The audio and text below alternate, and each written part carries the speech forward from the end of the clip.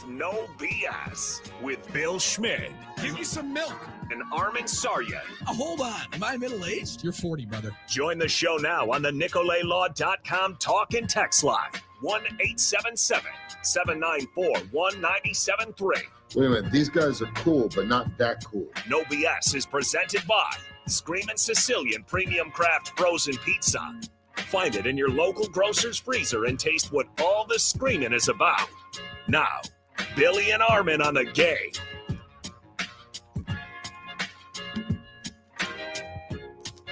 Some will say we're what all the screaming's about. It's No BS on the game. Billy and Saryan with you. That's Armen Saryan. I'm Billy Schmid. Good morning, everyone. Good morning, Wisconsin. As we like to say, we are on Wisconsin on 1070 The Game. On The Score, Appleton, Oshkosh. Thanks for hanging out with us here this morning. Also on YouTube and X. Streaming worldwide on the iHeart Audio app, the vast and ever-expanding iHeart Audio app. That man over there in his beautiful Admiral's crew neck is my main man, Armen Saryan. He's on the board. You're in for a hell of a morning for your eardrums.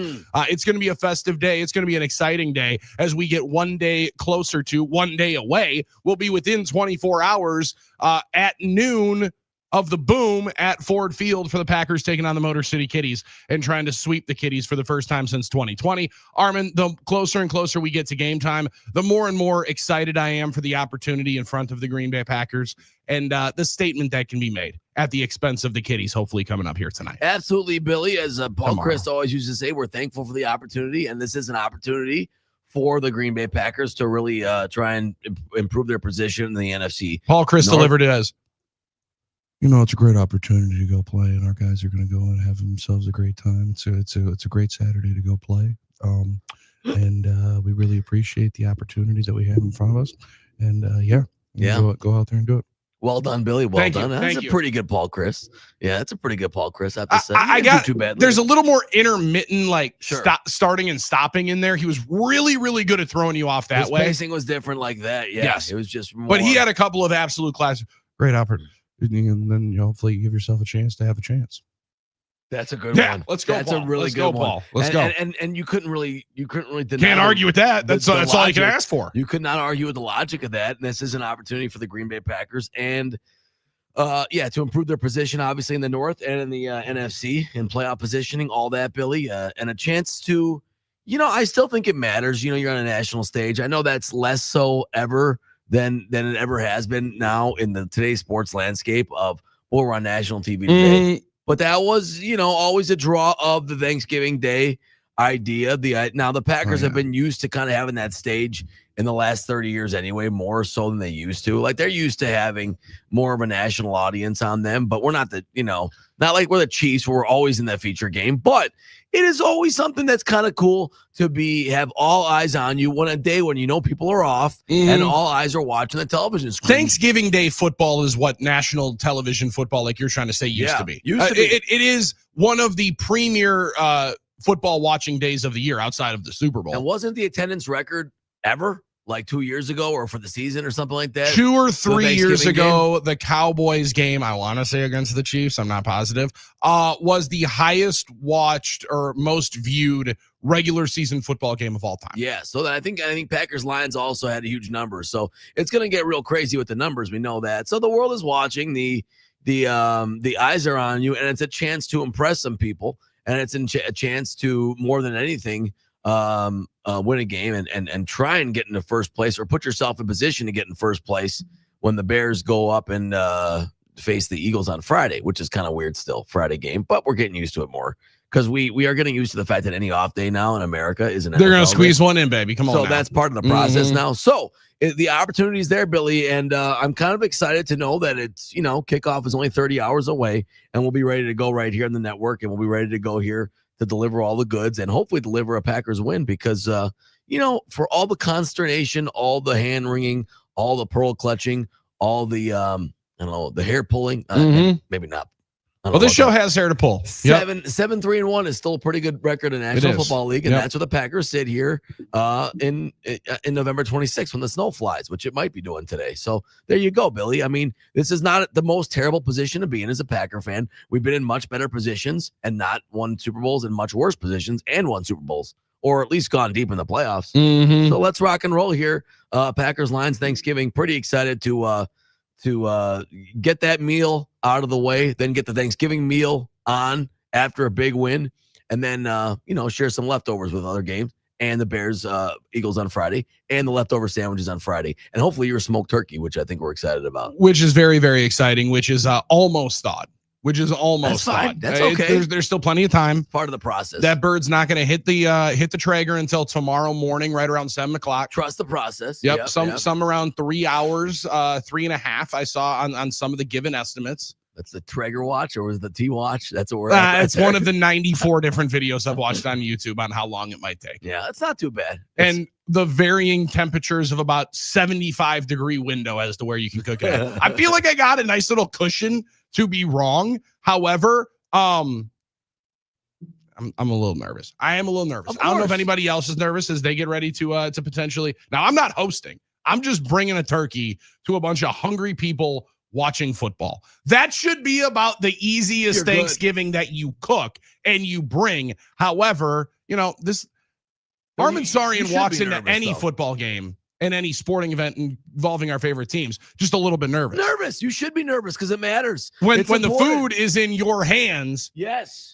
I think it is okay to have just a little bit of nervousness going on. Look at it this way, Billy. I mean, this is a good spot to trial run it. You're only going to be this is one's for like us in the building. Yep. So we're not going to complain much. We're going to give you some good feedback. It's not like your whole and the individuals family, that would complain aren't going to be here. Right. Exactly. So it's not like your whole family's depending on it. Just us. So it's not as important. That's a much better deal. I want you to take a deep breath, knowing that no matter how it turns out, it'll be fine. And the most important thing is, no matter what happens, I'm still going to go to my parents and eat. I'm still going to. Still gonna have a regular Thanksgiving after. Yes, it's not like my sustenance depends on you, but it'll be a nice thing. But well, I did open the conversation when we were talking about having the when I was thinking about smoking the bird. I was like, hey man, just want to make sure if you still don't feel bad if it didn't taste any good.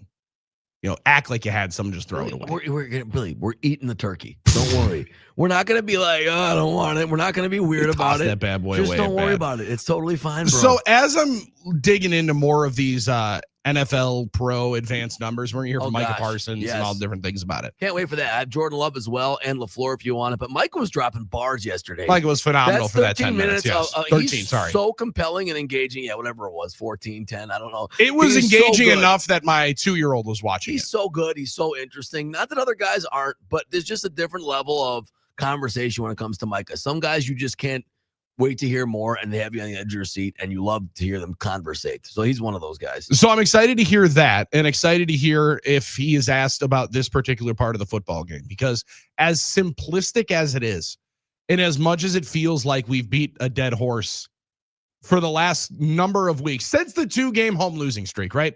I mean, even though it wasn't necessarily pretty against Arizona, it wasn't how you wanted it to look against Cincinnati. There was still some, all right, that's fine. You get a win and we'll figure it out. Until the 2 home losses, and you look as pedestrian as you did, and the quarterback doesn't throw in a touchdown in either game. I think that's when the frustration continued to mount. But as we looked at it, Armen, we've talked about it, man, you needed to be able to generate some turnovers. Now, the Packers have gotten multiple turnovers in each of the last 4 games. When they went up to Detroit a couple of years ago and won on Thanksgiving, as great as Jordan Love was in the game, and we remember him not getting the turkey leg, as phenomenal as Christian Watson was in that game with a couple of big-time catches. Right. The reason they won the game was they took the ball away 3 times in the first half. That's right, man. And took one into the end zone. Yes. These 2 teams are neck and neck, top 10 now. Crazy to think the Packers are already in the top 10 in a turnover differential, where I think they were 26th in football after the Carolina game in the take-give differential department. They're +4, 9th in the NFL, 1 back of Detroit. Detroit's biggest turnover maker in Kirby Joseph, Dan Campbell said yesterday, not going to play.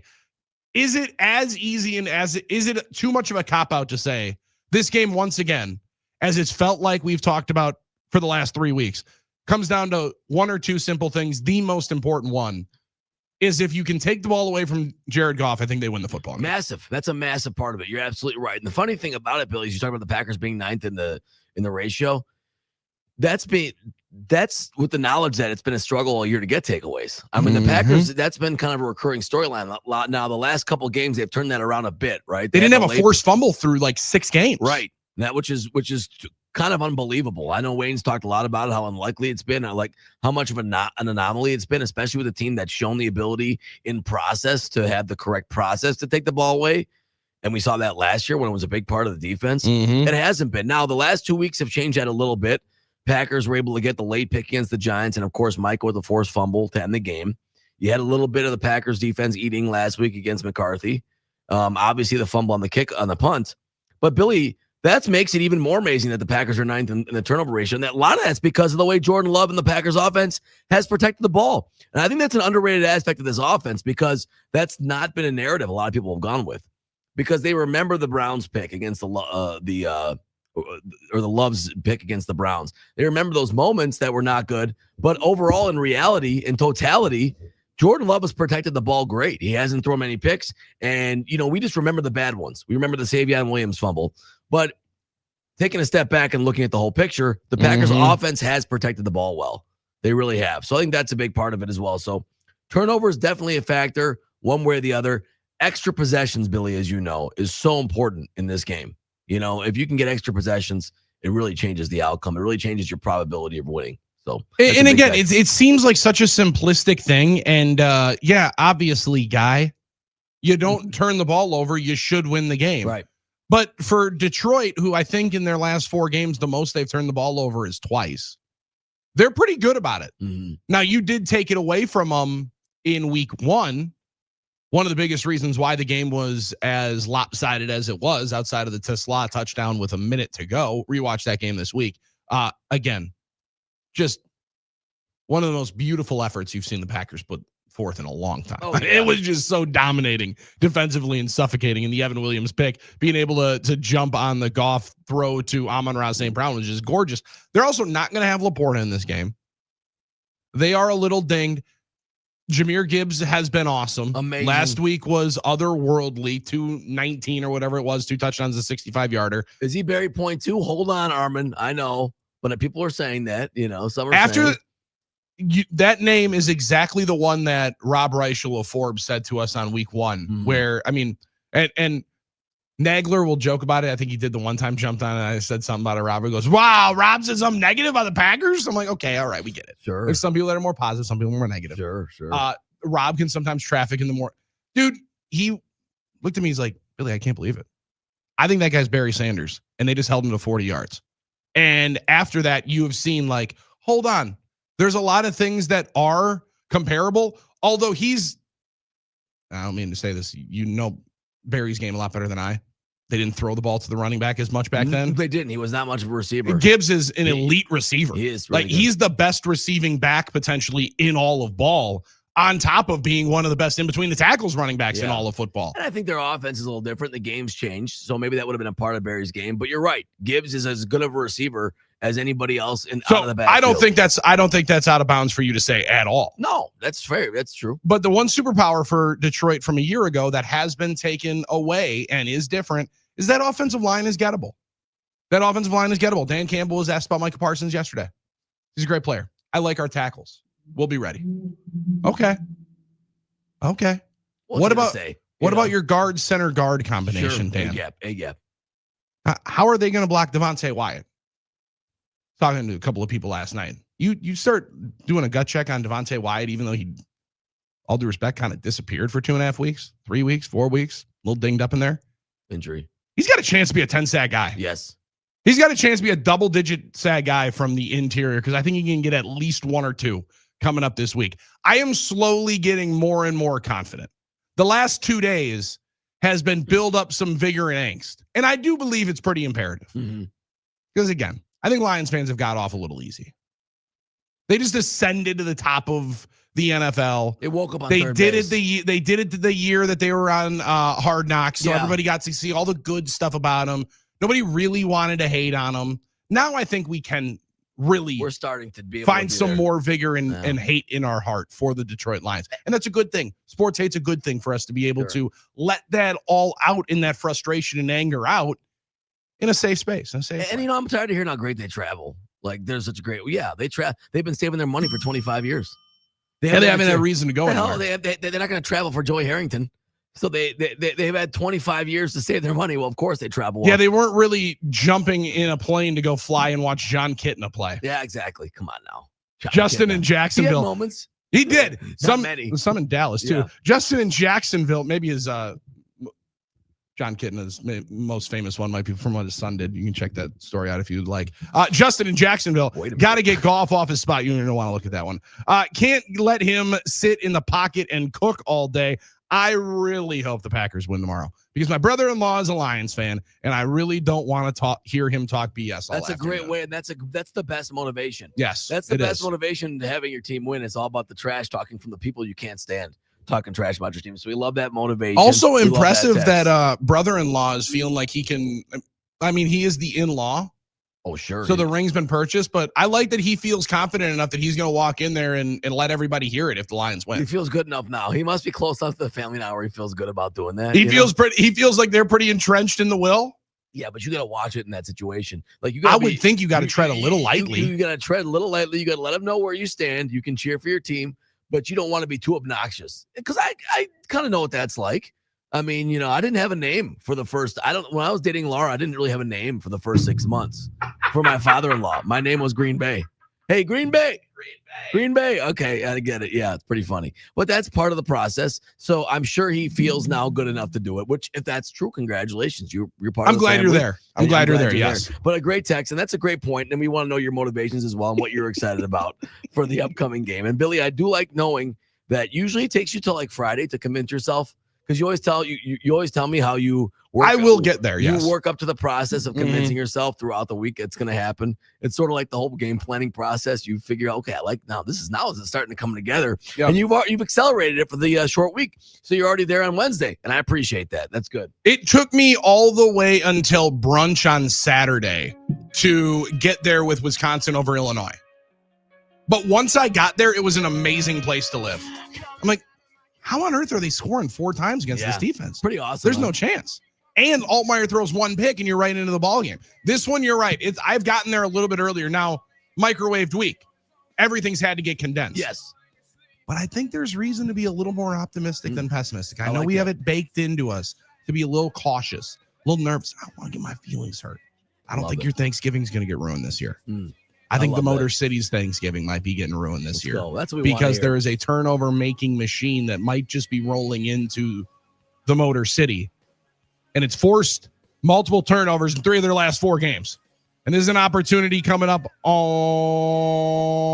Thursday at noon when the ball gets booted into the air on Turkey Day and everybody's kind of lingering into the stands, waiting to figure out what song is Jack White going to play.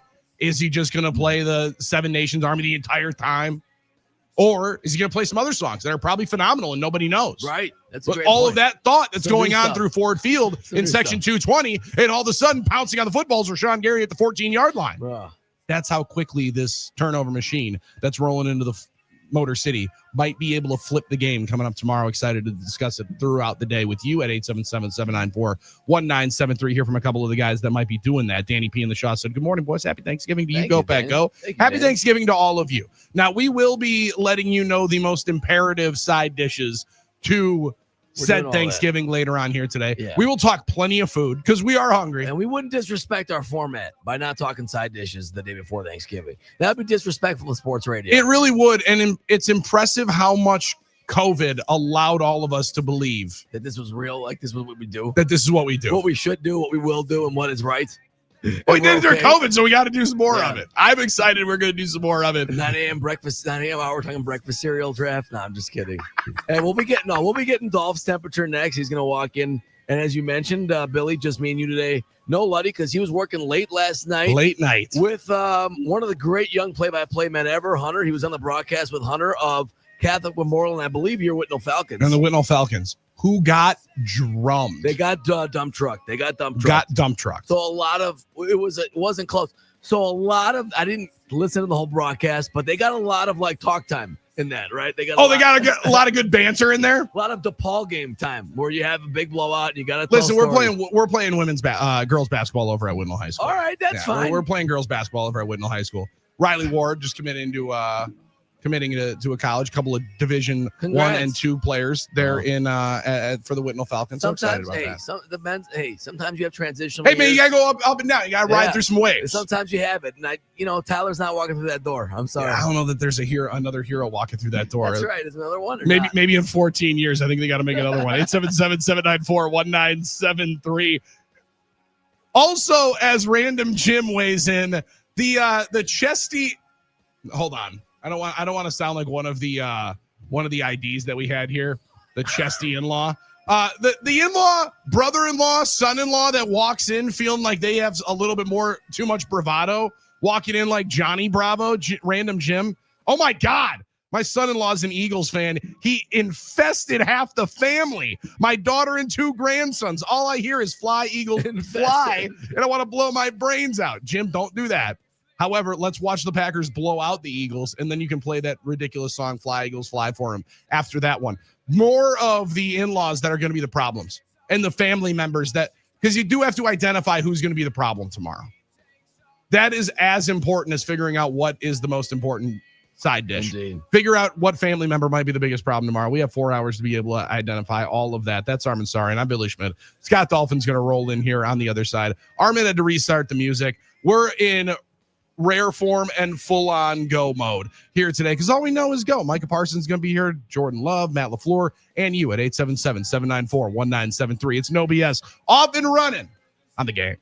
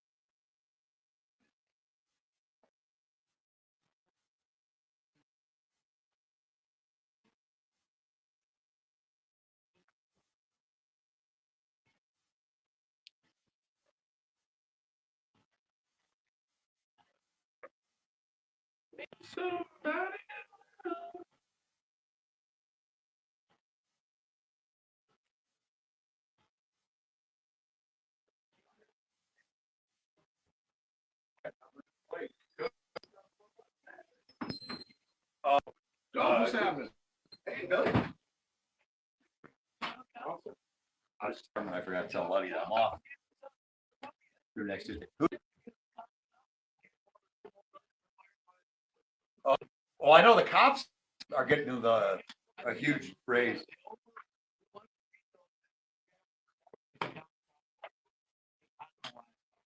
You know, I live in you're Bruno O'Donnell now. Now you got to be in there. That Rivershire.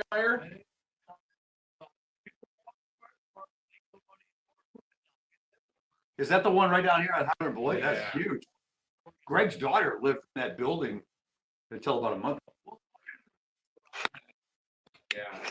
My buddy's does it for Wimmer. It's like a footer, so that's who owns the apartment complex. Oh, He was there that's 4 weeks. He got shifted last week to a different spot. And it was like that. I think the maintenance garage or their storage area or something. so what happened? You really know. There was a rumor that it was Christmas tree. It's too early for someone's real tree to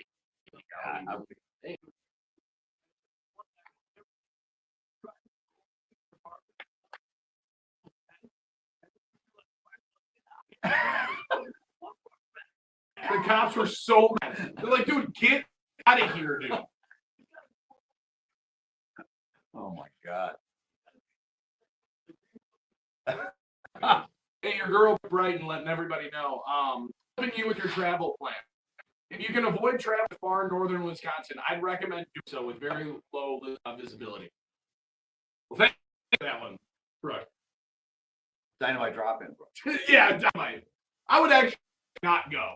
Oh, okay, cool. Brooke Brighton can't go to Thanksgiving, guys. All right, finally, I had an excuse to not go to AMR. That area is getting with 2 to 3 feet of snow.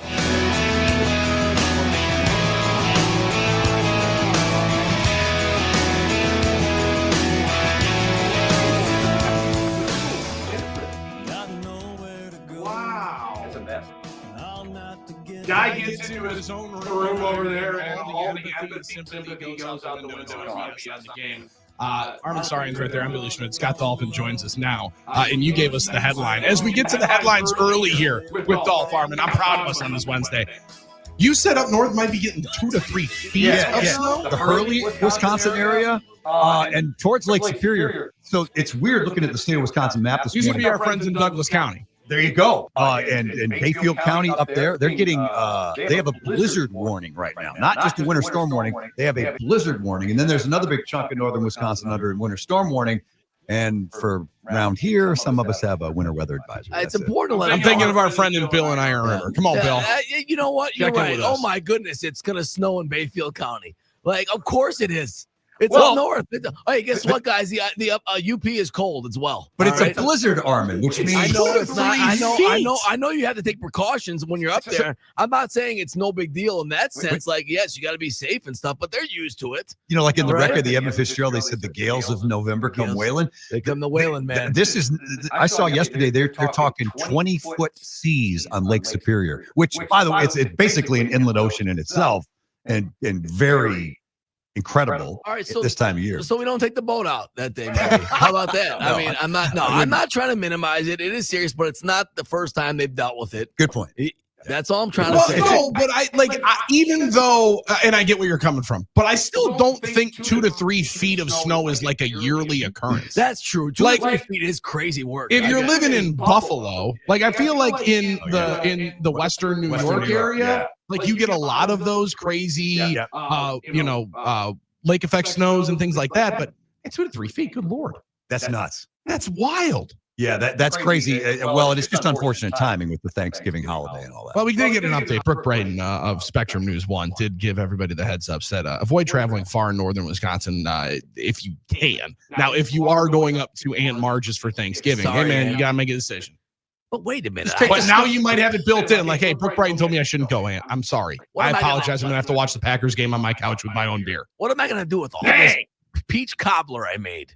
Just, What you am I take the gonna do with all snowmobile. these Just take the pies? snowmobile. That's what we could. do to get around in northern All Wisconsin. I've been hearing about is how they haven't had enough snow the last how many winters for the snowmobilers and stuff. This'll Well, they're help. getting it today. Let's put it that Getting a way. nice base. They're Yeah, getting an to early base. Also now reminding me that I should definitely go and make sure my snowblower runs. I thought Yeah. about that. It always- there's a little bit of trepidation on that first pull. I cut my grass on Saturday for the last time and got the snowblower out of my shed and just threw it in the garage. Didn't test it. Yeah. Didn't fill it up with oil or gas.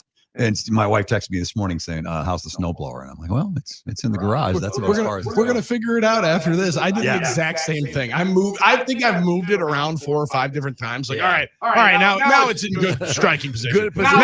Now it's where we need it to be. Hey, you got to shovel. I welcome it. I mean, only because now this snow. Well, now you are finally in.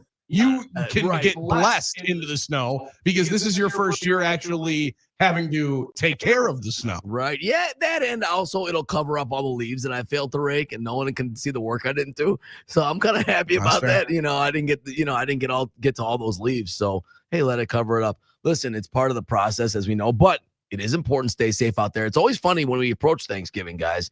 It's like 2 weeks. I've always kind of judged like, will we have a snow by Thanksgiving? And it's always like 2 weeks before, and I'm like, see, we're not getting it. But then it's always like that week, something comes, and it seems like maybe this would be the Mother day. Nature said you're Mother going to catch Nature's these hands. Catch these hands. That's absolutely right. Yeah, you remember, was it last year, the year before on Halloween, we got like 5 inches. Remember that? That was Yes. like, whoa, where did this come from? Great pull. And it is one of the first arrivals of winter. And it's so much different than the late March, early April snow, because that one is melting. This one, there's the trepidation of, I don't know how many 40-degree days we're getting in December to melt all of this up.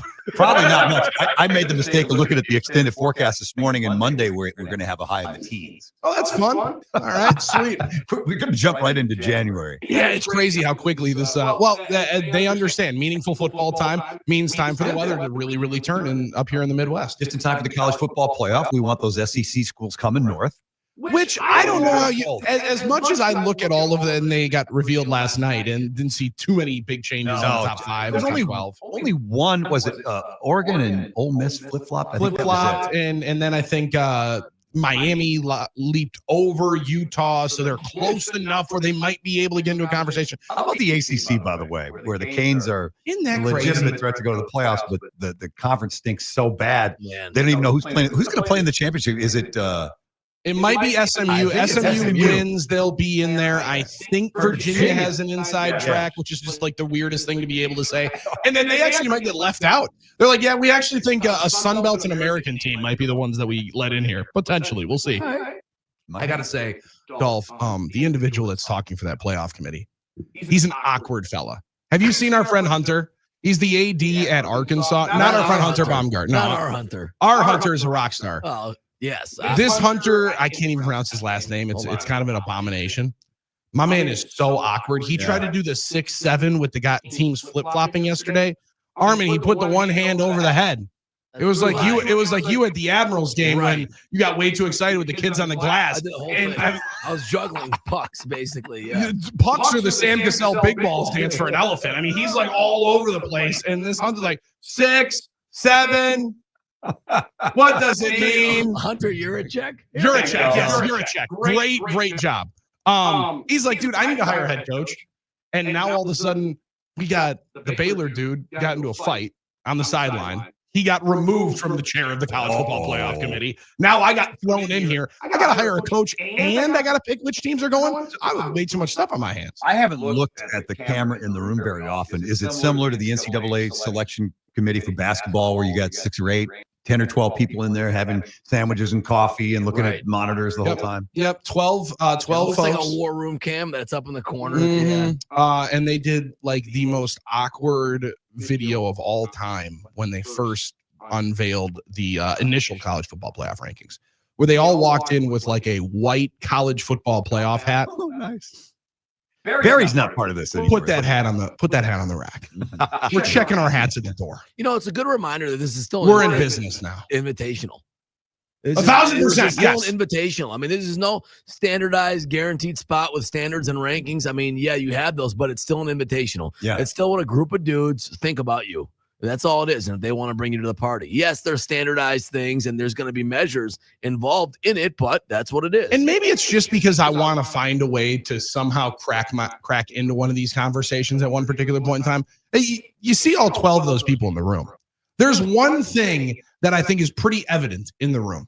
There's not one individual that's fallen asleep at 2:00 with pizza on his chest watching Pac-12 After Dark back. No, great point. There's not one individual that's lost way too much money on a Saturday watching all of these teams play. What they've done is fly in the private jet back from the college game of where they're an AD and said, okay, tell me what happened in those games. Figure it out. I think we need some degenerate gamblers in there to be able to tell folks what teams you don't want to be playing. I've been saying this for years. You think about back in the days of the writers and the coaches polls, which I guess are still around, right? They do exist. Everybody would say, how do the coaches know what's going on at Oregon State at 11 o'clock on a Saturday night? Yeah. You know who They does? used to have staffers fill that. The guy that's trying to get himself back after getting worked on the SEC night games all day, listening to Chris Fowler and Kirk Herbstreit to bury you for 3.5 hours. Yep. I just think it's I think they got to add a little bit of that element in. Or, not the same looking guy. Like, it does appear that every single person is like, as AI, cut right out of the same cloth. Yeah. Just add in a little bit of intrigue, a little moxie. Or, like you said, Armen, just let the computers do it. We could, but it is hard to, with all these teams and all that. I get it. It's a standardized process. And Billy, if we let the computers do it, what would we have to complain about? We wouldn't be able to blame somebody. We'd only be able to blame a thing. Oh, yes, we would. We would be able to blame AI and technology for stealing jobs, right? So then it would rotate. That's a good point. And then in 15 years, we say, you know who needs to be making these decisions? Some human beings. You know what, though? I'm with Armen. I miss baseball when Lou Piniella was yanking third base up and throwing it into left field because he was arguing a call. And that's a sad part of our past. It doesn't happen anymore. That is true. That charm of it, there is a charm attached to kicking dust on an umpire's shoes and putting your hat around backwards. Lloyd McClendon. He took the whole base out, which is not an easy task. Have you ever been in a baseball Rip that field? thing out, took it right for himself. You ready for a Friday NFL football? I mean, I know it's not the first time we've had it, but are you ready for some Friday Bears action? Not at all, because I'm busy on Friday. We're doing a hike. And I'm going to be out of town a little bit. And I'm not happy with the NFL because it's just their plan to rule the world. And now they're going to play on Black Friday, which has always been, that's a college football day. Mm-hmm. That's a big day for you already. Nebraska, Iowa. It's a big day for you already. Nebraska, Iowa. He's got to watch punts. It's not easy. That's right. He's got to watch 8 punts. I got a 13-10 game to be locked into. And then is that the Egg Bowl too? Is that or is that Thanksgiving? Yes, that's Friday night. So there's some great college ball on Friday, and all of a sudden now the NFL has to be a part of it. I don't get it, especially and then it's on streaming, right? It's not even on network. Yeah, it's on Amazon Prime. They said, "Excuse me, I rule the world. We are the captain now." Not to mention the Bears are, it's a short week. They're going to Philly. They're probably going to get clocked. The Eagles are angry after a terrible loss. That's the thing. Does that help or hurt? I would think it's not as good. I don't think it helps my team. Right. But I also think nothing matters anymore week to week, though. You just don't know what to expect. I mean, it's true. It might help if they start to doubt themselves and become that simmering pot that's going to boil over like we always think the Eagles are. So I try and think of it two ways. Yeah, good point. Nebraska, Iowa, what's that trophy? The Heroes Trophy? That's good job. It is the Heroes Trophy. How did you pull that Because every time I look it up, I ask myself, why isn't a big stalk of corn? Like, you think that'd be the most obvious trophy ever for Nebraska, Iowa? That'd be a good one. That's the biggest argument between those states is who has the best corn. It's a nice silver football. It's a nice trophy, but it's so regular. Yeah, they make it into it's a military thing. So that's the coolest thing about that trophy is there's a lot of troops on the field. Okay. At halftime and pregame getting their props because it's a military-based Heroes Trophy. The game itself is, like Billy said, it's probably going to be ugly. Although Nebraska has 7 wins this year, which we haven't seen that. We haven't seen that championship football in a long time. No, they'll tell you about it though. Oh yeah, of course. They'll tell you how close they were. They'll tell you about how close they were to competing for championship because they had a 1-score game against Michigan. Matt Rule's a phenomenal cat. My man has 0 wins against top 25 teams. They still haven't beaten a top 25 team in almost a decade there in Nebraska. He's gotten 2 extensions since he took the job. That's amazing. That's great work by his agent. Yeah, think of what he was following. They're looking at him like he's Tom Osborne. Holy cow, you got us to a bowl game? Yeah. Build him a statue. Right? Yeah, so I mean, that should be a slog fest. Dolph, what's the one thing that's got to be on your plate on Thursday and coincide? What's the one thing that you got to have Friday for the leftovers? Well, Thursday, I'm a big dressing guy or stuffing, whichever way. That's my number one go-to. I love dressing or stuffing. That's my number one if we were to have a Turkey Day draft. On Friday, we're all about the everything Thanksgiving sandwich. Yeah, where that's you the get winner. the turkey, and the cranberries, and everything on one Load big everything sandwich. up. Yeah, some cheesy potato action. I'm glad somebody said stuffing or dressing right out of the gates because it brings up one of the best conversations. Why do we not have it more than one time a It's a year? hell of a great question. We tried this at my house. We tried to do it in, what was it, July, whatever halfway to Thanksgiving is, and my kids did like, nah. It just doesn't hit the feeling same. it. No. Hey, Tom, you should have at least a box of stovetop once a week in the summer. I don't Once care. a week? I'll eat it in the Okay. summer. Are you kidding me? It's probably because it's all bread and we're all anti-carb now, but let me tell you something. We don't have enough stuff with sage in it. And I think that's the taste that makes it real good. It is sage. We need to Sage, put is that red dye? Nah, it's a Oh, okay, sage sorry. is an herb, bro. All right. None of this artificial stuff. I'm organic, actually. And it's 2025, so it's also a quarterback's, one of the more popular quarterbacks names, Sage. That's fair. Oh, that was also what Sage Rosenfeld. I was going to say. That's also what we're burning before UWGP. It's very popular to like burn sage now. Yeah. But I'm just like, you can still eat Kyrie sage. and Donovan are the ones I believe burning sage from what I've seen. Hey, go Phoenix. I love that they got 2 wins already. How about UWM put up 125 last night They're throwing against up the points. D3 team that almost didn't get to the arena. They were late getting there. They got there like less than 20 minutes before tip. They had to scramble to get their shorts on. And then, oh, by the way, we're going to beat you by 58 or whatever it was. Yeah, they went a goal on them. They're in trouble. Look, it's not their fault the bus was late or whatever. You got to put up the points you got to put up. You do. Reminds me of when Yeah. we played Burlington back in high school for tennis. Really? You know, the bus isn't there. We're like running to the courts. It's like it's just a mess. How'd you do? I think I lost my match, but I think our team won. Okay. It just smelled terrible down there in Burlington. It smells like chocolate. Not anymore. Not anymore. It used to maybe. I know that. I like Burlington. Well, we're on the wrong. We were on the wrong side of the town. Then You guys were on the wrong side of the track. So maybe, farms. maybe they just took you to the smelly part to make sure that it threw you off your game. It smelled like the products. No, the product, not the products pavilion. It smelled like the. It smelled like Champagne Urbana. No, at State Fair when they have all the show cows, all the kids with the 4-H. Yeah, Champagne Armen, Urbana. Yeah, You need to get out of the city more often. That's when Wisconsin smells that way certain times a year. Hey, I've been to Dane County a couple times. Yeah. Couple of times. We're saying more Douglas County than Dane. I've been to Racine. We're going out to Douglas County for Geezer Blues. I can't wait. Happy Thanksgiving, man. We're extremely thankful for all that you do for the radio show. Thank Just you. as much as we can say, it's been a very trying couple of months. We appreciate you being a constant and a hell of a friend in the building. Thank you very much. God, boys, I appreciate it. I love being part of this whole game thing. So hopefully we can keep it going for a while into 2026. We're going to keep trying. Super thankful for you, Dolphin. And that's Scott Dolphin hanging out with us here on No BS on the Game across the state of Wisconsin, starting up on 1070 the game in Madison. I don't know if this is a Drew and KB special. They're like leaving the TVs on like Game Show Network and Me TV when we walk in here, which I appreciate. Armen, chain reaction. You ever seen that game show? I don't think so, but I have to see it to know if I might have come across. It's about as low budget of a television show as you've ever seen. But we watched the absolute out of this in college. Oh yeah, And I don't think burned way too much in college watching this. that's a different herb. And I can't tell you how thankful I am because it's reminded me of my old roommate, John. And, man, I miss that dude. Oh, man. Rest in peace, John. Great time. Great time to be able to enjoy chain reaction. Great time to be able to enjoy no BS on the game. That's I'm sorry. I'm Billy Schmidt. We're super thankful for all of you being here with us. Brian hit us up on the Facebook stream. Said Brian from Ohio. Happy Thanksgiving to you guys. Happy Thanksgiving to all. Be safe. Enjoy the rest of the BS. We got a lot more coming your way. We got Jordan Love, Micah Parsons, Matt LaFleur, Packers and Lions conversation, food conversation, college football takes as well. And Armen and I are going to get the Admirals game tonight. So we're going to get you excited for a little bit of hockey as well in the state. It's no BS on the game. Just a summertime strolling, chilling, breezing, sipping, singing.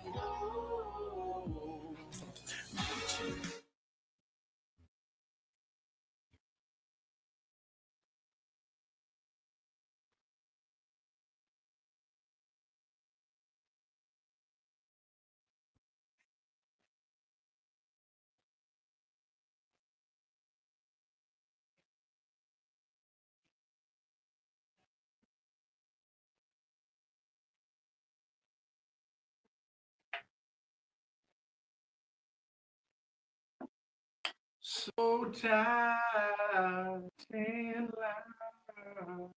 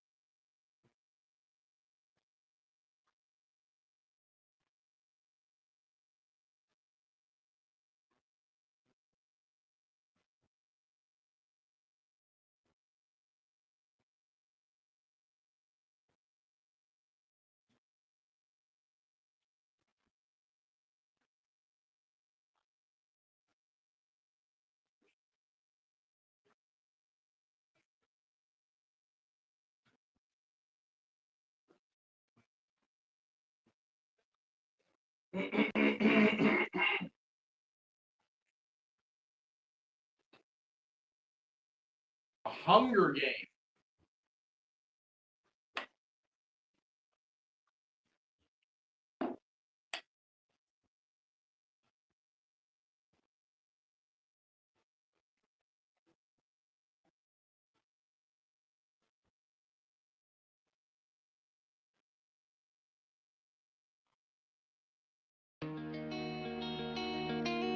End-over-end production by Whelan. Price is going to let it sail over his head. Nice bounce for Green Bay in the 6. Price ran in there and touched it. What are you doing? It's bouncing about at the 5. It all depends on who it touched first. Right, but why is Miles even by the ball? I have no idea. I mean, the ball did take a weird bounce that way, but when you were going to let it hit the ground, you have to yell scatter, scatter, scatter, Scatter. to those guys that are defending. Poison, whatever you want to call it. Get them out of Green the way. Bay ball. Are you kidding That's me with ridiculous. I mean, this is so ridiculous. Seriously, after the special teams yell on Devin Duvernay last game, and Price lets it fly over his head, and then for whatever the reason decides to run back by the ball. Hey, guys, could you hold this one more? Teams L for us. No BS on the game. I want to play it one more time, Billy, while I have a chance. I really appreciate you doing that. Are you kidding me? Are you kidding me? I should let the ball. Ball's awesome, though. Really is. And again, you know how much I appreciate the misery plays and the conversations that center around teams losing games a lot more than winning games. I find myself trafficking in the misery a lot more than the celebration. Like if a big team wins a big late night game, I'm gonna go check in on the losing team's post game show. Especially when it's K-Fan, man. Absolutely, especially when it's PA. So I went in and listened a little bit actually this morning. He had Kevin O'Connell on his show, as he does Tuesdays, for a really extended, like 15, 20-minute conversation. They do it at the practice facility. He does the entire show from there. It's a great they got a really, really good working relationship. Pretty impressive. Anyway, talking about that exact play. And even in a loss, I find myself envious of how well he's able to articulate himself, he being Kevin O'Connell, of the frustration and still trying to grasp any positive of it. Man, Miles just did such good work for us this year. And as I sat down with him and we discussed, we're clearly able to get to an understanding that, at one point, even if it's case Griffin, they down that ball to 1 yard. So I'm going to give them the opportunity to try to go 99 yards. We just got to put ourselves in the best possibility. And then just loads you up with 45 seconds. How great Miles Price. I'm like, man, you are a very, very good man. On Tuesday to be able to do this. We would have asked you on Sunday night. Would have probably been a much different conversation. He's a really, really good football coach. I don't know that they're going to figure it out up there. I sure hope they don't. However, that L by Miles Price might have been the most important part of the game because, Kevin O'Connell talked about it. It's playing, even though the Packers and Vikings had a very, very similar game plan. Let's shorten the game. Let's run the ball as much as possible, as efficiently as possible. Yeah.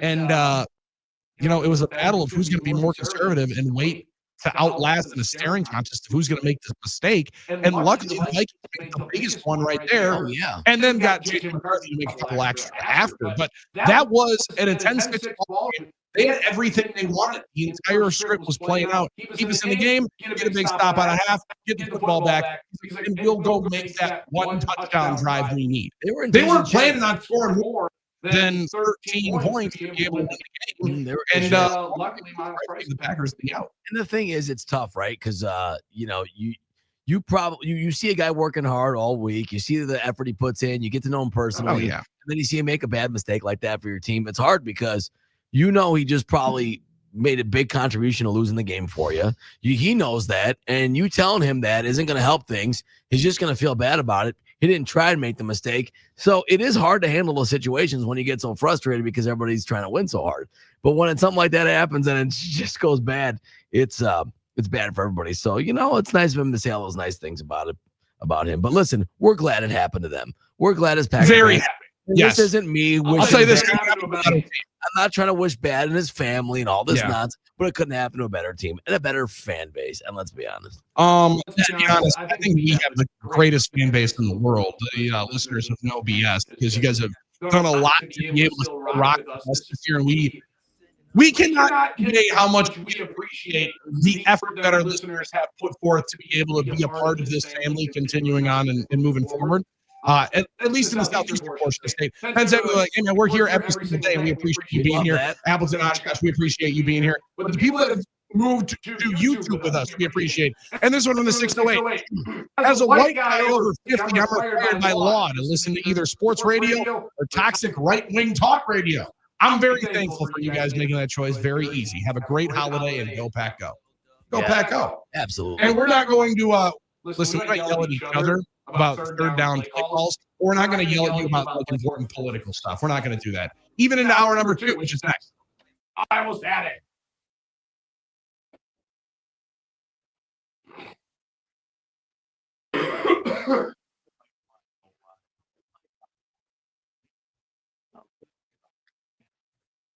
I'm like 5. You want me to move?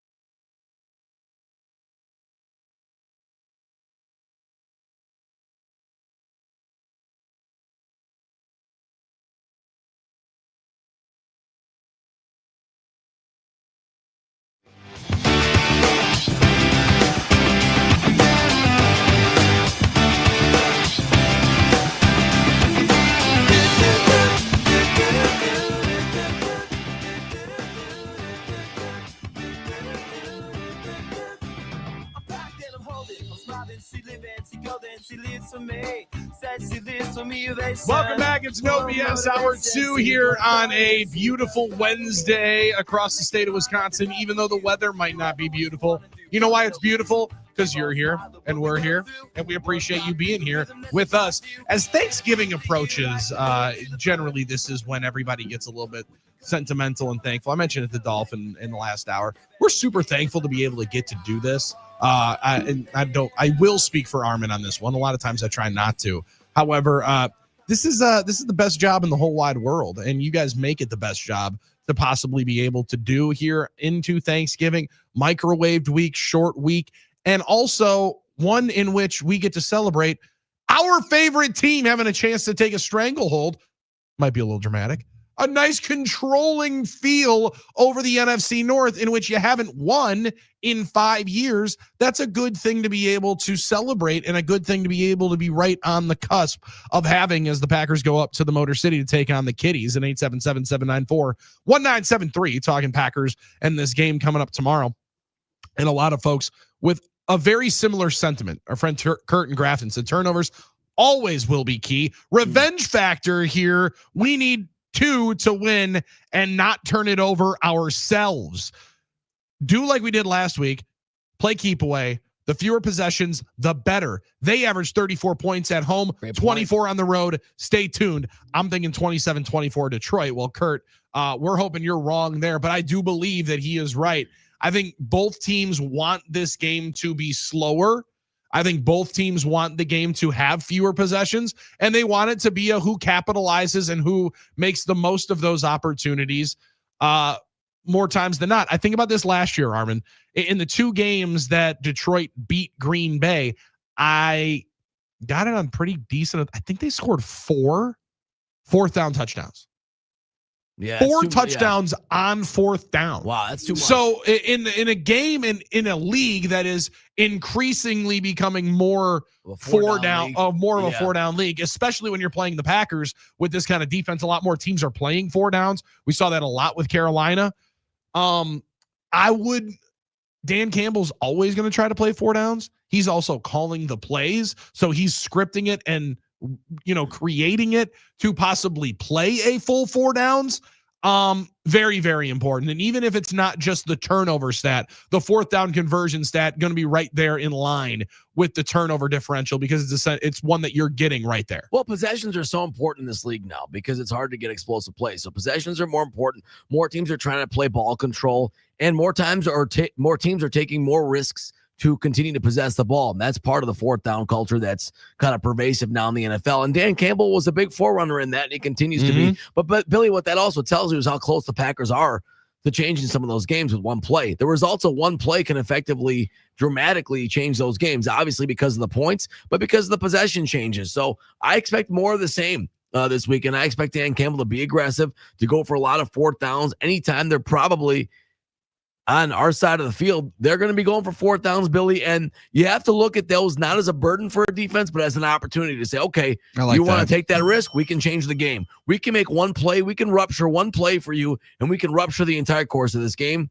Billy, if you are depending on scoring on that many 4th downs, I'm not saying they were, but that's what the results were. It just shows you weren't that far off in changing all those games. So it's just a matter of being prepared for it. And that in a boneheaded pick 6 in the game at Lambeau that puts the game completely out of reach, right? And that's where again it continue to sound like a broken record and a repeated refrain, but it comes down to taking care of the football and not allowing them to steal one possession. Like we're watching the Micah Parsons chase down sack of Jared Goff. That's on a 3rd down, and the game is somewhat in hand at that moment. But being able to take the ball away from this offense, not only it's a twofold deal. You can score your own points, but you keep Jahmyr Gibbs off the field. And I'm excited to see the plan against Jamison Williams and Amon-Ra St. Brown. Whether or not Keyshawn Nixon plays in this game tomorrow, I think is very much up in the air. We'll hear, Matt LaFleur's ideas of it coming up in about 10, 12 minutes from right now. But there's reason to be optimistic either way, I think. Yeah, absolutely. Because the way that new umbrella and play defense, I think is going to try and eliminate some of the Jamison Williams shot plays that Dan Campbell has tried to dial up as the play caller.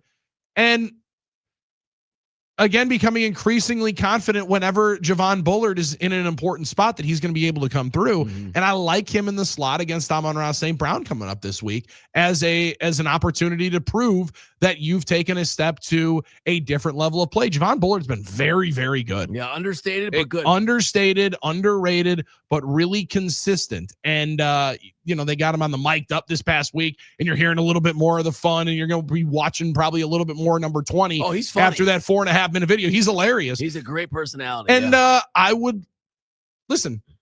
Amon-Ra St. Brown's funny. They're a good little trash talk going on. I think that's a fun matchup to watch 20 going up against 14 tomorrow. Absolutely, Billy. That's going to be a big one in a group of big matchups. This is Steve with an interesting question here on the NickLayLaw.com talking text line, Billy. Do you think whoever loses the game tomorrow will be out of the playoffs? That's an interesting question. Personally, I've said if the Lions had continued to lose to the Giants and lost that game and then lost to the Packers, then I think, yes, in that case, they would have been. Sure. I'm not sure the Packers are in danger of missing the playoffs just if they lose tomorrow. It's not going to help, but I don't think they're going to necessarily miss. But what do you think? Well, there's only so many playoff spots in this league. It's coming down to, and it all due respect to the Carolina Panthers and their families. I don't believe that they're going to be in there, right? I don't believe they're going to, or I don't believe the NFC South is going to get 2. Someone's going to win the right? South. Someone's going to win that. They're not getting 2. Yeah. They're not going to get 2. The West will get. It's going to come down to 4 teams for 3 spots. Yeah. And Seattle's going to be in.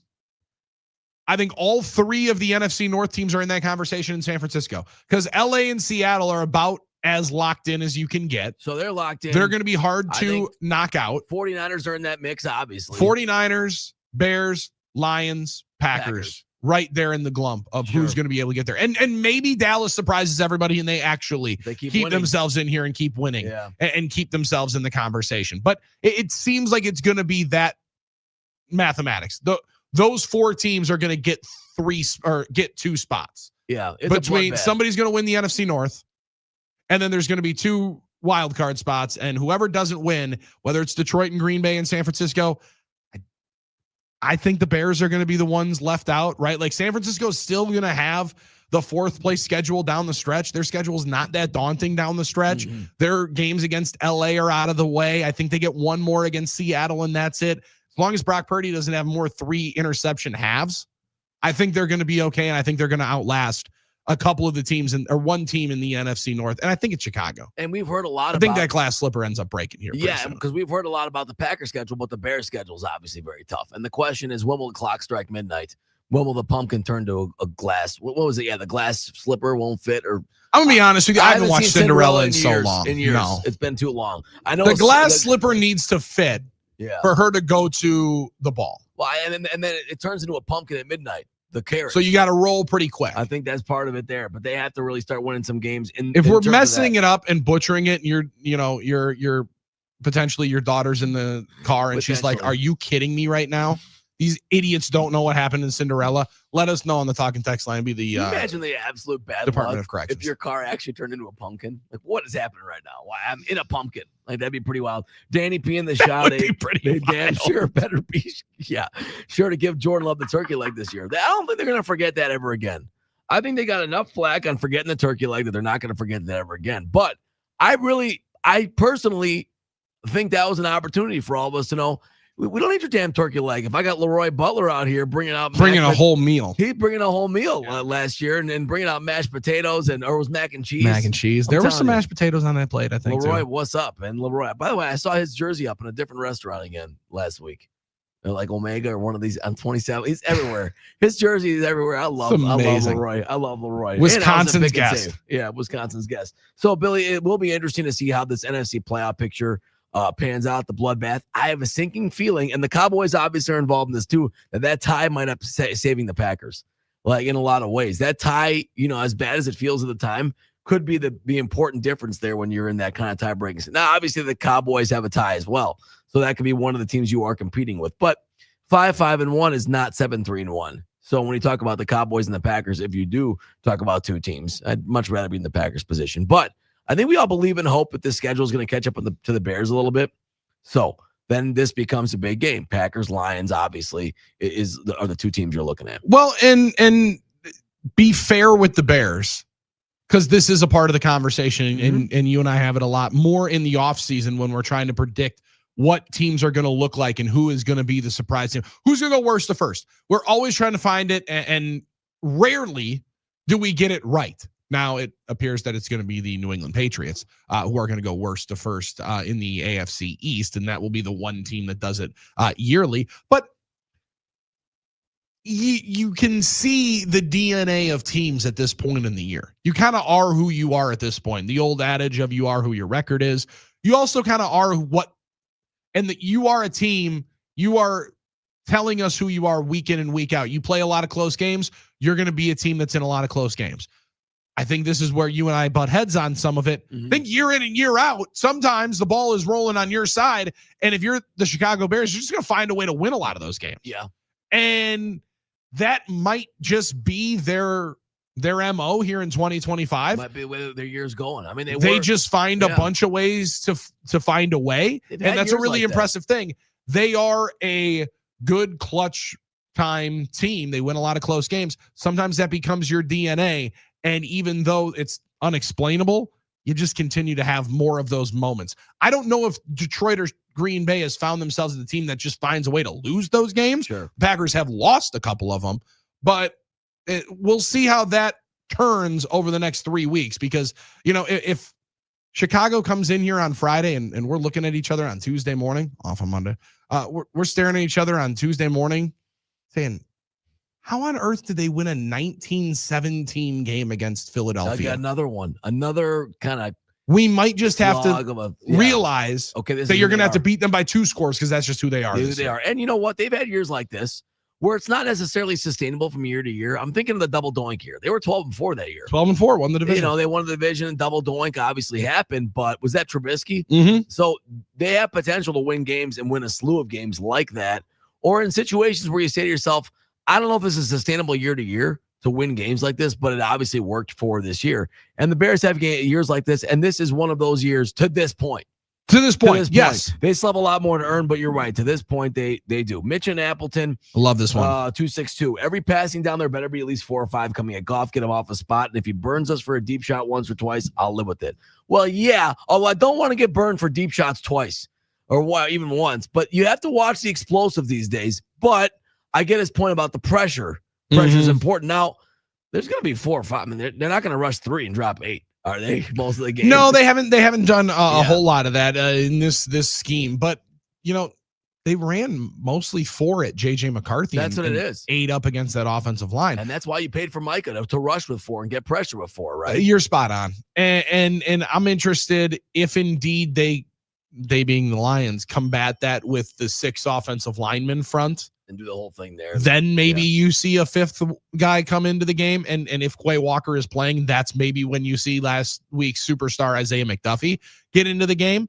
But I'm hesitating to think that that's going to be the strategy. I think Detroit's going to line up and play their game. Yeah. And they are going to take a bunch of deep shots at Jameson Williams. They're going to try to dial up a lot of those. They're going to feed Gibbs and see if you can contain him, as well as the Packers did in week 1, where he was definitely slowed on the road. He's a little faster on the turf. There's something to it. So you got to be able to run with them sideline to sideline. And there will most likely be a 4 or 5 man pressure. They're not dialing up a whole lot of blitzes. Nags, and we talked about it with Aaron last week on Carry the G. Like, I wonder who they're saving this up for. They might not be saving it up for anybody. It might just be how they want to play. How they want to play. And deploy pressure in specific circumstances. Mm-hmm. And that's maybe where the 5th man comes from, a corner blitz or a Javon Bullard nickelback blitz, because that's maybe the spot where it's advantageous. Well, Hafley had to cook up a lot of those creative blitzes and creative pressures last year because you weren't naturally generating. But now you do, because you have Micah that changes the whole deal there. Yeah. That's why I think Devontae is going to it's a big situation or a big opportunity for him to continue to play well because of the attention Micah takes. And be honest, Billy, Rashawn Gary. Rashawn's got to start eating a little bit more. He's got to start taking advantage a little more. I think we thought he would to this point. Mm-hmm. Rashawn Gary's got to step up and have a big game because he should be having those one-on-one opportunities. A little bit of bad news, I think, on Van Ness. If you're hoping to get him back, I think we're going to hear from Coach about that. So a little bit of bad news there. But those are the guys you want to see say, okay, we have Micah now. We have a Bowser. We have that guy that can obviously affect everything, get his own sacks, take up triple teams as we've seen. So it's incumbent on everybody else to try and make those plays. That's why, when Reggie would take up those, that's why Santana and Sean Jones would have opportunities. So it's incumbent on the rest of those guys. And I'm looking at Rashawn Gary, looking at 52 to try and come in and have a big game because we could use one out of him. That's for sure. Well, that's for sure. And, you're speaking of Rashawn Gary. I'm thinking of a couple of years ago in Detroit. One of the reasons why the Packers won that game on Thanksgiving, not one, not two, 3 sacks by Rashawn Gary. We could use another And that game. was the game where he was pointing right to the spot. He said, right there, right there. That's where he tore his ACL in 2022. Right. 2023 came back with 3 sacks. So let's see him attack Jared Goff. Beat Penei Sewell a couple of times. I'm going to enjoy that. Penei Sewell, as much as I'm always going to celebrate the offensive lineman, superstar right tackle, also beatable. Rarely those are in the same stratosphere, in the same language. Their interior up there in Detroit is gettable. And I'm interested to see if you see 52 and definitely 1, you will, going up against a guard or a center. Might find a couple of ways to get Rashawn Gary looping around, come up the middle and right into the face of Jared Goff, maybe put 16 onto the turf. 1, 2 to 3 sacks, 1, 2 or 3 turnovers. The secret to this game coming up tomorrow in the Motor City as the Packers go and take on the Kitties. Matt LaFleur's got his keys for it. On the other side is one time speaking to the media this week before the Packers take on the Detroit Lions. It's on the other side here from Micah Parsons coming up in about 45 minutes from right now. It's No BS on the Game. They not like us. They not like us. They not like us. They not like us. They not like us. They not like us.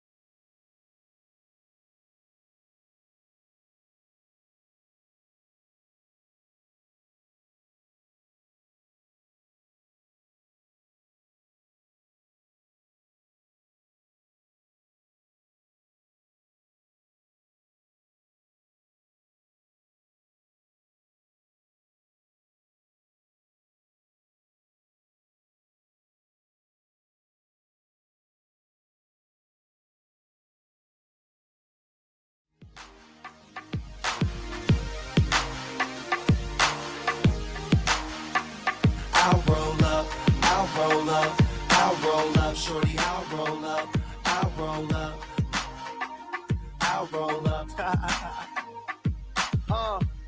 It's your anniversary, isn't it? And your man ain't acting right. So you packing your diamond gear luggage up, calling myself. No BS on the game. Billy and Sarian with you. Diana Rossini at The Athletic right now is putting out J.J. McCarthy, Vikings quarterback. This might explain some things. Entered concussion protocol earlier this week. She is told he is not expected to play Sunday against the Seahawks. Now, I'm not saying that there's some strangeness going on with these injuries for J.J. McCarthy here in the 2025 season. He did get beat up, though, in that game, right? But I know what you're saying. Wrecked all game. Yeah. Like, I had said it all Monday morning. Supreme respect for the young man continuing to be able to get up. Like, he got pounded no pause a couple of times. No pause. Dude's jumping on his back. Rashawn Gary smacking him from behind as he's trying to throw the football. Difficult day for J.J. McCarthy at the office.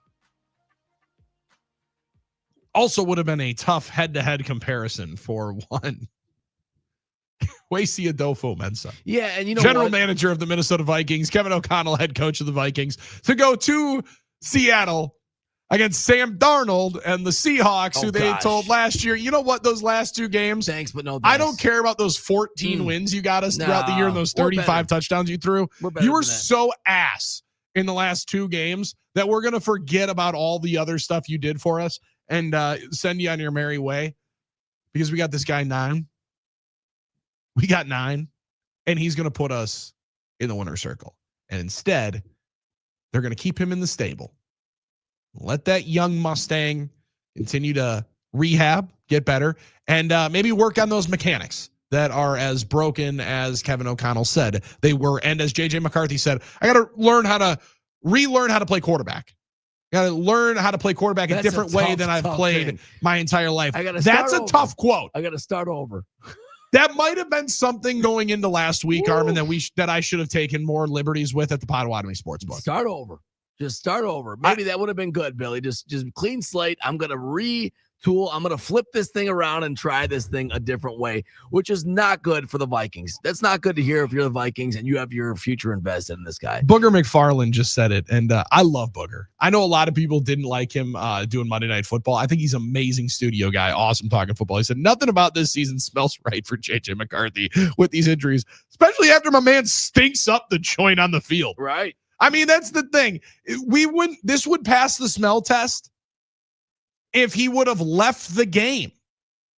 If at some point Max Brosmer would have gotten him, Brosmer, whatever, Bro might have to get himself into the game, might be starting. Probably will be starting this week.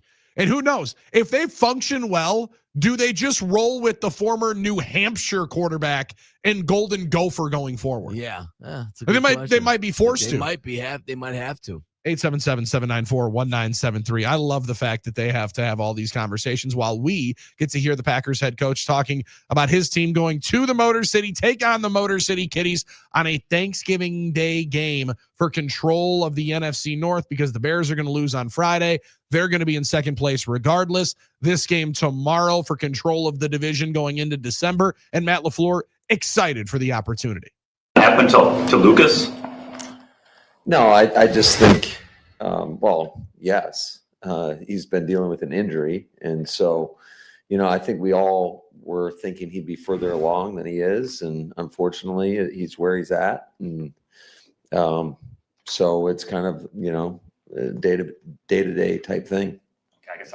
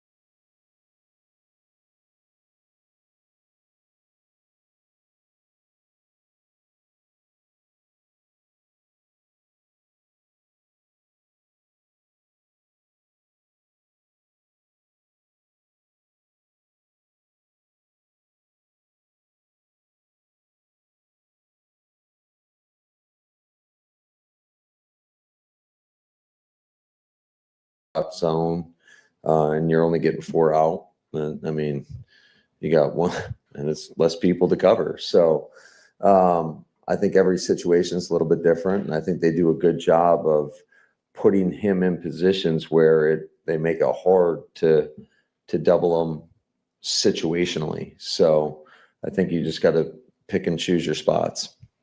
How they line him up really wide. All of the above, different front structures, different pressures that they can run. It's a very aggressive style of defense. I mean, we know they're going to play man. They're going to bring pressure, and they have quick add-ons. So when they do that, it makes it a little bit more difficult to double team somebody, especially when you talk situational ball. With so much time between week one and where we are now, how do you evaluate that game in terms of what they did recently versus how they defended you so early? I mean, you definitely watch it. You take it into account, and but I think both teams, over the course of a season, you kind of evolve, and you have different people in there first and foremost. So you got to account for that as well. How do you think you've handled silent counts on the road this year? I don't know. How do you think we've handled silent counts on the road? How would I know? Well, you're asking the question. I thought you had something on me, Spoon. No, I'm asking your impression. I mean, do you think you handled it pretty well? Or? I'm just trying to think back through all the games. There were some games I would say that we didn't do a very good job early on in the season. I think that's one of those things, though, that we know this is going to be a hostile environment. I mean, their fans do a great job of getting into the action, and they truly have a home field advantage, no doubt about it. And I think when you talk about just the outcome of the game, being able to handle the crowd noise on the road is going to be a critical aspect to that. Do you have any feel for how Belton might handle that if he's out there?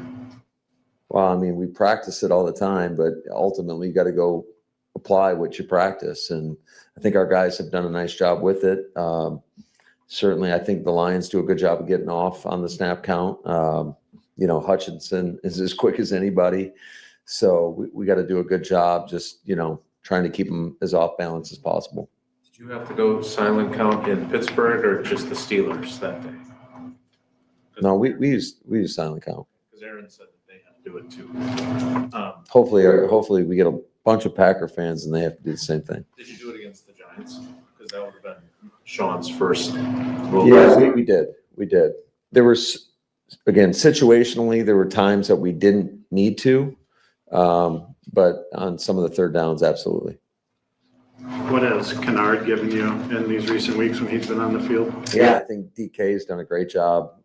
Talk about a guy that brings a ton of energy, and I love his mentality, how he plays the game, and I think he's done a really nice job in there and kind of unlocking some different aspects of our offense that we may not have utilized without his presence. Hey, Matt, going back to Jaden Reed, he'll need a full week of practice, right, before he can play. Like, there's no way he could go now. Never know, Rob. Never know. You never know, but I'm trying to find out. You'll find out at Thursday at noon. How about that? I like how you phrase that. With the guys who are coming back from the Stingers, what do they worry about the most, in terms of whether they can function? I mean, is it about whether it's calmed down enough that they won't re-injure it? Or I think that is we feel confident those guys are, in a place where they're not there's nothing long-term. However, to your point, it's just durability concerns, and you always want to make sure your players are safe going out on the field. And so if they don't pass the proper test in regards to strength, then they won't be able to play. I know it's helpful that it's a divisional opponent, but at this point, how much hay is already in the barn, and how much do you still have to really kind of cram this next 24, 36 hours? I think we cram all the way up until game time when you're talking about a Thursday night game. You're just trying to find whatever nugget you can. Maybe it gives you the winning edge, but they're doing the same thing. So I think probably more so from a coaching standpoint, just trying to get caught up. There's a lot of tape out there, and you want to make sure you just see everything. Like, Are you having meetings on the flight there, or like watching TV? Not necessarily. I wouldn't say meetings, but I'm sure most of the guys will be working, and those that aren't working, I'm sure will be sleeping. Hey, Matt, I know Parsons got his 2 sacks in the third quarter on Sunday, but he's, Hafley's calling him a closer. What is it like to have a guy like that on your team for those kind of moments? Oh, it was big time. And I thought, just in regards to, I'm stating the obvious here, but it's nice to get up 2 scores, and it just changes the complexion of the game. And now you're putting a team in a little bit more pass heavy situations, and then you can watch the rush kind of go to work. And I think that's what we saw. Matt, I know the goal is to go 1-0 every week, but can you sense like a heightened level of intensity when it's a divisional game? Absolutely. I think anytime you're talking about a divisional game, there's a big emphasis with us. And I think our players believe it. I think we all believe it, how important these games are. And then you're talking about we're getting towards the end here, so to speak. And I think every game's a little bit more magnified.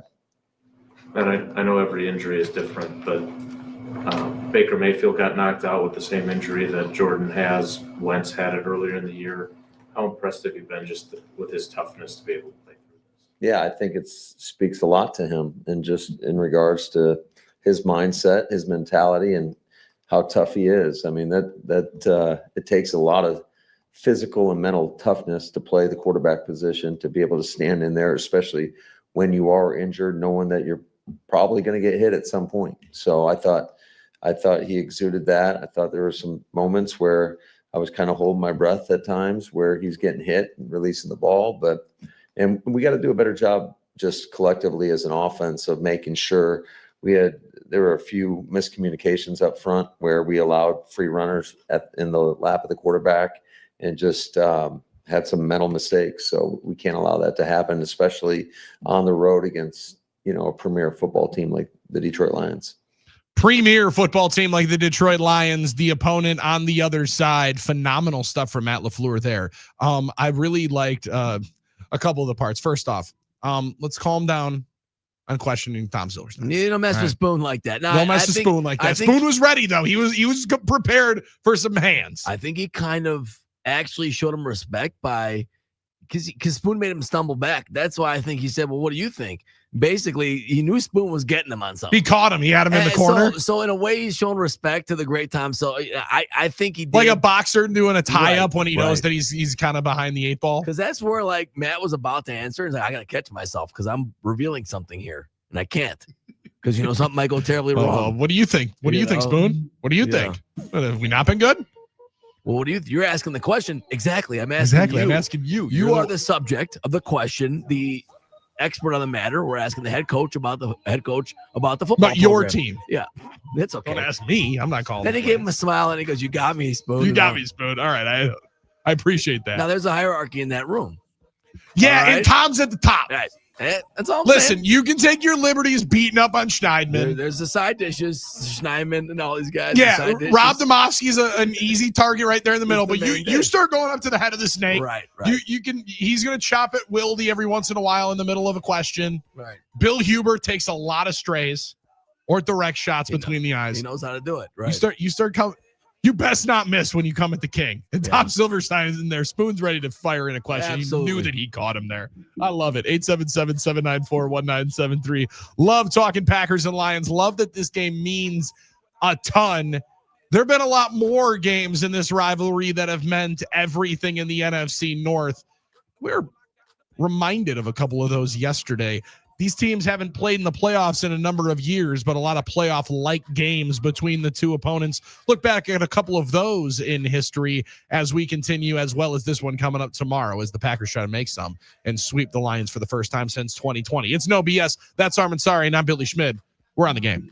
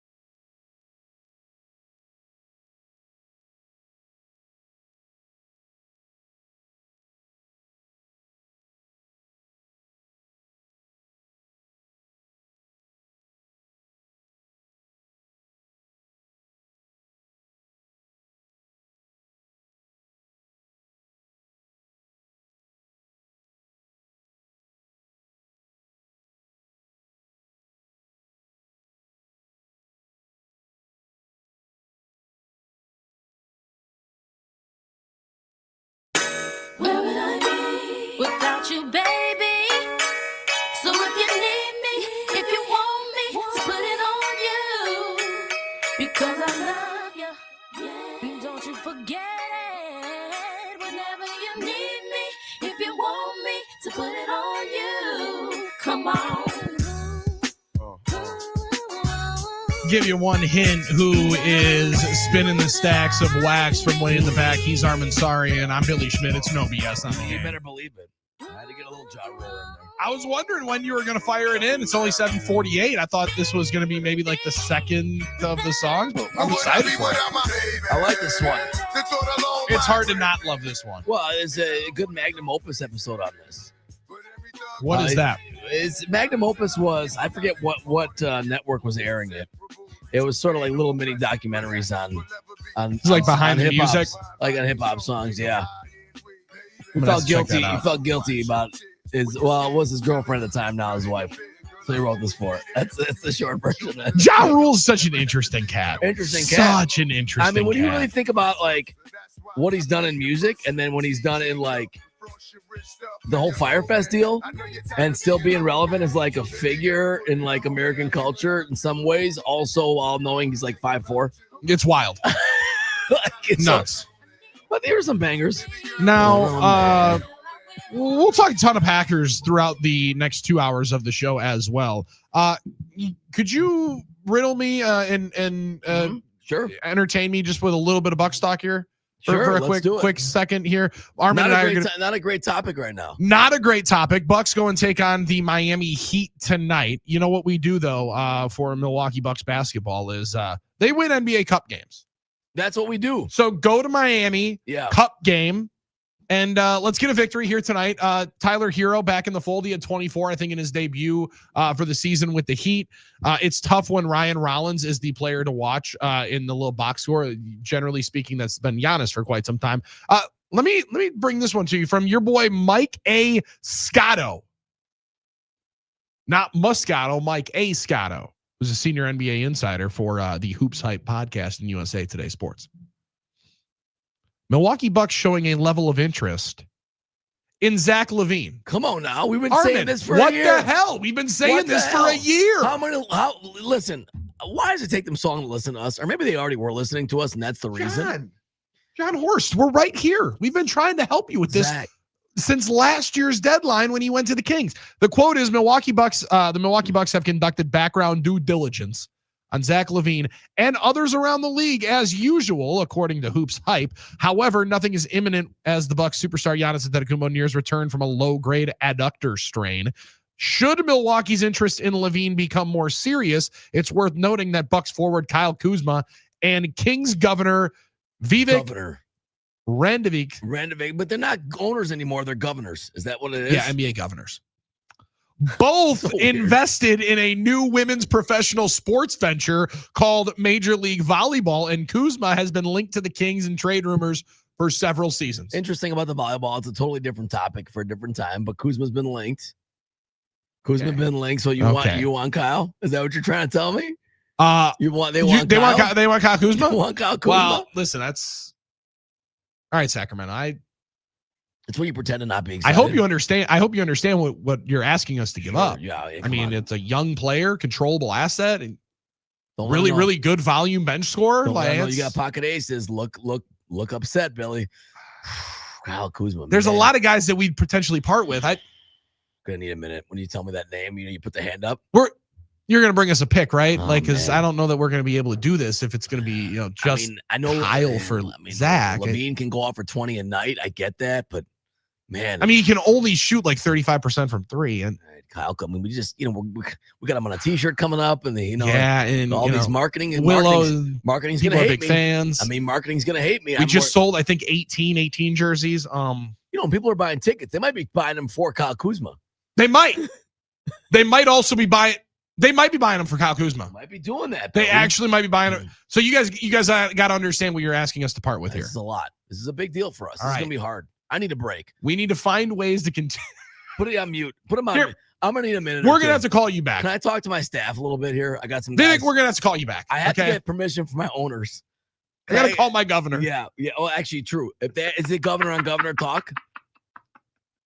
How much could you milk this conversation? Man, that'd be great. Because you got to play this like Rob. Sorry, Kyle. This has got to be your. Yes. This is your Rob Pelinka moment. This is your Jimmy Johnson. I'm looking like I'm upset to trade Herschel Walker, right? Type of thing. Are you sure? Hold on. Yeah. Okay. You know what? I think we can do it. I think we can. We might need one. You know what? Throw us a second round pick. How about actually 2 second round picks? And I think we can do it. We'll make the money work. Because we'd be taking shots away from Ryan Rollins. He's only taking like 39 tonight. So, and I love Ryan. He's doing what he's got to do. Fingers crossed. I would love Zach LaVine. I would love. You and I both were big fans of it. You know of how we both feel about it. I think he's a talented scorer, and that's something the Bucks need right now is backcourt scoring when you deal with all these teams that have these young guards. Man, we're not. Kevin Porter's been injured. I would love it. I would love it. That would be a piece to actually scare some people, and we got to figure out a way to make this one happen. And again, Rob Pelinka, kind of like he did to Nico Harrison. Hey, you can't let anybody know that we're talking about this. Otherwise, there's going to be big issues. 877-794-1973. But let everybody know. Armen Sarian and Billy Schmidt are talking Packers and Lions coming up on the other side on the game. Don't go anywhere. It's back after this.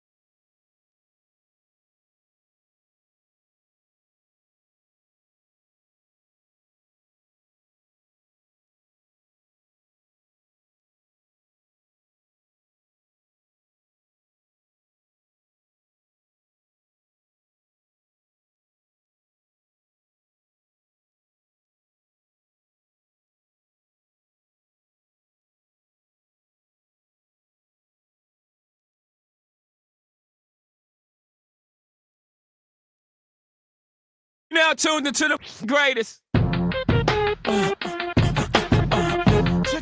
the music up in the headphones. Tim, you can go and brush your shoulders off. I got you. Yeah, if you feeling like a pimp, go and brush your shoulders off. Ladies is pimps. No BS on the game. Billy and Sarian with you, enjoying a Wednesday in the good land as we get ready to go to Thanksgiving tomorrow. It's going to be a glorious day for the Packers to go up to Detroit and beat the brakes off of the Detroit Lions. 877-794-1973. You can also join us on the YouTube stream.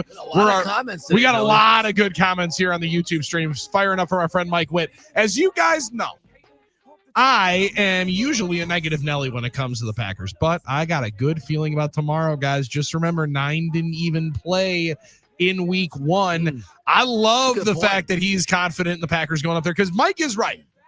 Mike is generally a little bit of a negative Nelly for us on the talk and text line. However, we appreciate the counterpoint to our general patented positivity that comes from this radio program. Sometimes you need the yin and yang. And also, if it wasn't for that, we wouldn't then be able to celebrate when the victorious side and the positive side is the one that wins. And it's much, much sweeter in that sense. And he's aware, and that's the important thing. You got to have awareness. It doesn't matter, as long as you acknowledge it and you're aware of it. Self-awareness is important. Just like the self-awareness that, yes, I know it is still usually halftime of the week, this time of the week. I didn't do the halftime ceremonies because we kind of have a weird week here. Weird week. So that's why I didn't do the halftime ceremonies. But yes, it still would be halftime normally. So there you go. But you got to have self-awareness. And I think Mike makes a good point. However, 9 didn't play yet. Watson, he's been really good. As much as we talked about last week, Billy being a running game and a running type of atmosphere, I think there wasn't enough talk about how good Christian Watson was and how sure his hands have been lately. Mm-hmm. I mean, he's really developed into a guy you can count on. He was getting really important third down routes. He's not just the, fly or die guy anymore. He's not just that guy anymore. Well, and in 2023, when they went up and beat Detroit on Thanksgiving, it was the fly 53 yards to start the game, I think, on a play action. And then Jaden Reed in the end zone a couple of plays later. He's become a real route runner and a high point catcher. And it's been pretty impressive to see. So it's great. Big time. And they also have multiple guys, I think, that can threaten defenses over the top. So he's not had to have that be the only club in his bag to bust out and showcase. I'm interested how they play if indeed Matthew Golden is active, right? And this is a difficult deal with the wrist. And first it was the shoulder, then it's the wrist. Listen, I don't know if it's like a head, shoulders, knees, and toes kind of thing. It just flows out. And then once it gets to the wrist, maybe it'll be a finger and then it'll be done, right? Like it just travels through your body. All right, Miss Rachel. Yeah. Okay. Well, or like Monstars, right? Like all the powers go from here all the way out. And then once it's gone, it's done. Yeah. It would be nice to get Matthew Golden on the field. It'd be nice to have Savion Williams fully active. I don't know that either of those is going to happen. Jaden Reed could be an incredible wild card. Well, here. That's the wild card I was thinking about because you did have Jaden. Talk about the first game. You did have him. You did have Jaden Reed. So you did have him. So. He is the Michigan State product. Last year, going to Detroit was when he was on the St. Brown podcast, and he's like, "Hey, I got something for y'all in Detroit. Just wait till I get back to Michigan." Oh yeah, good point. And my man rolled up with 0 catches. Yeah, he didn't have much. Legitimately, Tony Snell game. Like that's tough because targets matter and all these things. They do. I get it. I do think he was targeted a couple of times. Yeah, but there's something to being able to get your playmakers into the game. Sure. And I think that's where whether or not this isn't a Jaden Reed conversation, it's more about Watson. Let's get him into the flow of the game a little earlier. Somewhat, again, I don't love the force feeding targets to any particular player philosophy, but get him a couple of touches in the first 2 series. Mm-hmm. Get him into the ball game, know that he's going to be a factor, and play to some of your strengths. And I think their strengths in this game are going to be more on the opportunity to throw the ball. Do we know yet on Josh Jacobs if he will be back? I believe Josh said he was going to play. Yeah, we don't know for sure, but I think Josh, there was sort of an indication that might be the plan on the short week. If he sat against the Vikings, that he would potentially be able to go in this game. And Emmanuel had a great contribution. He filled in admirably, was awesome. You still would love to have Josh Jacobs back, obviously, for a game like this. Different kind of runner. Again, a different kind of physicality that I think they have to play with. And he's really important in the passing game too, Billy. And I think that's one thing that maybe the screen game we haven't seen as much because of the way teams are playing. and it was sort of attempted and failed against Carolina. So maybe with a team that wants to be more aggressive, you might see that again. But Jacobs is a great, delay, check down, all these things, even if it's not designed to be a screen pass. Mhm. And he's a great receiver out of the backfield. So it would be nice to have Josh back for sure. 877-794-1973 or on the YouTube comments, and that's where CJ hit us up with the Lions aren't even close to the invincible team that they were the past 2 years. Packers got this. They're a different group. Now, I don't know how much of it was because of the change in coordinators. There's a lot made of that preseason, and a lot made of it from this guy right here, admittedly so. I was definitely leaning in on that being a massive issue for the Detroit Lions. I also was clearly wrong about Ben Johnson. I thought he was going to be a phenomenal offensive coordinator and a little bit of an underwhelming head coach. Looks like he can coach ball. He started off that way, but you're right. I mean, he's done pretty well this Looks year. like it works, and he's been able to handle the adversity, which I didn't necessarily know was going to be the biggest part of it. That thing started weird. But Detroit on the defensive side, I don't think there's a ton different. They're hurt again. Right. Last year, it was more of the front seven. And when you went up there for Thursday Night Football after the Thanksgiving game, I think that was first week in December on Thursday Night Football, the Packers did run the ball right at Detroit because they were missing, I think, 3 of their interior defensive linemen. Potentially, Alex Anzalone still in that game. Campbell hadn't taken the leap that he now has taken as one of the better inside linebackers in football. So that game plan was to take advantage of the weakness health-wise of the Lions and punish them that way. Well, flip it on its head, flip this thing around. The injured part of the Lions defense is the secondary. So you would think you can take some shots. You would think you can dial up some deep patterns and some shot plays. Can you block it up well enough? That will be found out. And however much Chris Brooks you see in the game this week might indicate how many shot plays they're trying to take. Yeah. Because my man blocks his ass off. Let's go. And for all of Josh Jacobs' great abilities in the run game and in the pass game, coming off of a knee injury, Josh, rank and file here. We're going to rank you way up here. We're going to file it on down. We're not going to have him pass blocking a ton. That might be a good indicator. You got to try to take the top off 1 or 2 times there and hold up. And I think Christian Watson's the deep shot in those opportunities. They tried a couple of times. Yes, last week, Armen too. I know it was a conservative game plan. I know people are upset about it. But they can't help themselves sometimes. The one where Jordan scrambles for 13 off to his right side, that is a clear shot play dialed up for Christian Watson. There was one other one that I'm forgetting, I think in the second quarter, that he's clearly the number 1 read, the intended target on a deep shot, covered up. Can't do anything about it. We're not going to Carolina this thing and give Merring an opportunity for an easy pick and flip the game around. Hold on to the football. Be conservative with that shot, but don't get it twisted. They're going to draw a few of them up. And they're going to try to, and they're going to continue to try to, because it's killing them not being able to. Yeah, we can win this way. We can nickel and dime you. We'll play ball control. We'll do this. But it's like a smoker trying to quit. It's like sometimes he's just like, he can't help himself. I gotta take. I don't care if it's triple coverage. One little one. I'm gonna take one. So the Packers just need one drunk seg. And we've talked about this. Offensive coaches, offensive game planners, they want to throw. They want to throw deep. They want to get explosive plays. The Packers offense under Matt LaFleur has always been kind of obsessed around trying to get explosive plays. And that's a good thing, by the way. I'm happy about that. And it kills them at some point to not be able to do it. So they're going to try, Billy, like you said. They're going to take any opportunity they can, whether it's a 3rd and short, which is usually the best time and their only opportunity. They're taking those chances when they get them. They're going to try and make a run to the buffet when they can. And whether or not it works, one thing, but that's going to be something they try and do. Speaking of Thanksgiving, run to the buffet. Hey, CJ, but to his point, yeah, I think the Lions, I don't want to say the emperor has no clothes, but when you're 15-1, you have a 15-2 or whatever they were last year, obviously 17 games. That's a hard bar to reach. Yeah. So to come back and say, we're going to do that again, that's just not reality in this league. And they were a hair away from being 6-5 now. Now they're 7-4. They were a hair away from being 6-5 last week. So, yeah, I don't want to say it's a situation where they've been totally exposed, but they sure don't have that feeling of invincibility. I have to agree with him on that one. Well, and I also they had in think the past. that building doesn't. Now, granted, it's Sure. the same building in which they were playing in when they went 0-16, Mhm. right? Like, so it's not some house of horrors for It's everybody not some to play in. magical house, right? It's the team. But they have convinced themselves over the last 2 years, now that they're good, like this is the hardest place to play in football. The loudest, we're the greatest fans. We stuck through it with our team for Here all we this go. time. Yeah.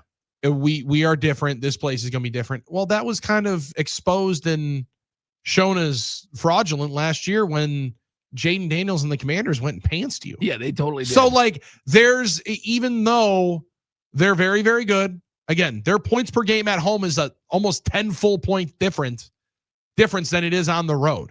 They are much better and faster on the turf, but they can be beaten there as well. And I think that's been and highlighted a number of different ways. Do you feel seen with this next question, Billy? I like this one. Mike Witt said, hoping Anthony Belton gets the start tomorrow at guard over Jordan Morgan. Offensive line talk. Here we Funny go. Mike asked that because I was asked about it yesterday. I was on with John Papadopoulos with our friends in lacrosse who are going to join us coming up in an hour. Awesome. That was quite an interesting development in the game, by the way, when Belton came in. That was big. Yeah. I was interested when he first came in. Then in the second half, he just took over. I'm not positive. Well, now I could say this too, to Mike's point. I could see Belton getting the start and then Jordan Morgan being in. But like when they're going to rotate and then play the hot hand, you got to see who's hot. You got to see what's cooking. Formerly my favorite segment on Packers Preview, What's Cooking with Wes. You got to figure out what's rolling. And if indeed, because they have different strengths. Belton, better run blocker inside. He's a mauler. And a mauler than Jordan Morgan will be at this point. But I think Morgan's a better pass blocker, ability to hand off. And if you got to throw, he's probably going to be the guy there. So it's more of an issue of game planning, right? I think you're going to see both. And I said it yesterday to John, and I'll say it here and wherever else. I really wouldn't be surprised if Jordan's the first one out there. I wouldn't be surprised if Morgan's the first to take the snaps. Starts out there, yeah. This is the part of the development. Like a couple of years ago when Sean Ryan started to take snaps away from John Runyon Jr. John Runyon was still doing the starting, but come series number 2, you knew Ryan was playing. If you're not going to ease somebody in and develop them by just saying, all right, sweet, you played good for 38 plays, boom, your keys. Surely, yeah. They're gonna slow play this thing and roll it. I wouldn't be surprised if both play tomorrow. Actually, I'll rephrase it. I would be more surprised if only Belton played at right guard tomorrow. I'm with you on that. I think they'll both get touches, but I do think Belton's going to slowly outsnap him now. And it's going to be his job for the future. But I think you make a good point about the run versus the pass. They both have different strengths in that regard. If it's a run-heavy game, Belton might be that guy, obviously, because he's got the body type. He's got the style. And to your point, Armen, like the games that you're going to be playing mostly in the back half of the schedule, especially at home, you're going to want more of a mauler. You're going to want to be running the football. You're going to be wanting to be a little bit more physical. One of the reasons why Goody has stressed and talked about they built this team to be a more physical unit. And I also wonder if the way Belton plays at guard, and I think Kennard's played very well as that like 6th offensive lineman. I wonder if Jordan Morgan then becomes that 6th offensive lineman tackle eligible guy. And Mike said Jordan Morgan, much more natural left tackle in my opinion. He's not a great guard in my opinion. He's left tackle next year if Walker leaves in free agency, and that's pretty spot on. Like that's how it can be built up. Belton also looks a lot more natural over at tackle. He looked much more natural at left tackle than he did right tackle, but I thought Anthony Belton played well in week 2 when he had to play right tackle. So I could see either one of those young guys getting the Kennard snaps over at the tackle eligible spot. But I don't think you're wrong. I think Jordan Morgan is a better tackle than he is a guard. And we're going to most likely see him have the opportunity to play left tackle next year. Yeah. Because Rasheed Walker has kind of left some things to be desired this year. Oh, yeah. He hasn't played as well as he did a year ago. They're still looking he for definitely stability. hasn't locked up that spot Right. or said, hey, try and move on from me. He's left that door open. So you could very much see that being the case. I just think they're going to work with these dudes throughout. And you're going to see a lot of guys play a lot of different snaps. And you'll probably see a little bit more Jordan Morgan than you would like in there. And whether or not it's dependent upon Aaron Banks' health, that's another one. Because we, knock on wood, or whatever this table is. For Micah. I think that's like the fake. I don't know what it is. Whatever it is. Yeah, knock on it. For her too. I'm just going to say, let's just hope Aaron Banks remains healthy. I think this is 2 straight games he stayed healthy. Oh gosh, come on. If we can get a streak. If we can get that streak. Let's get that streak rolling where Aaron Banks is in the football game for consecutive weeks. Because I know there's been a lot of arrows at 65. It's a big target there, Armen. Big salary this year. It's a lot of money. There wasn't much praise when he opened up some big time holes coming up on Sunday. So let's see if he does that again on Thursday against the Lions front 7. That is the strength of their defense. Their 2 backers really, really good in Anzalone and Jack Campbell. Not going to be the easiest game to potentially run upon the opponent. So maybe it's a little bit more of a Jordan Love game. We'll hear from Jordan Love coming up on the other side. These 2 teams, like neck and neck in all of the important categories. Point differential, 5th to 8th in favor of the Lions.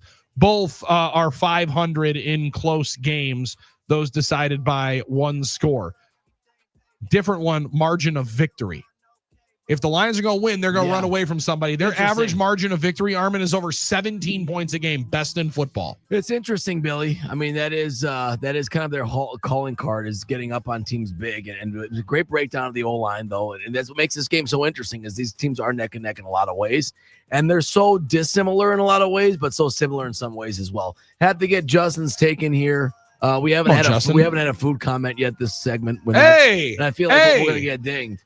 That's true. Yeah, we are going to get yelled at by the higher ups for that. My niece every year makes this amazing cheesy hash brown bake that I should feel bad for taking more than my share, but I never do. Yeah, you never should feel bad. Okay. In fact, that's probably one of my favorite sizes, any sort of cheese potato situation.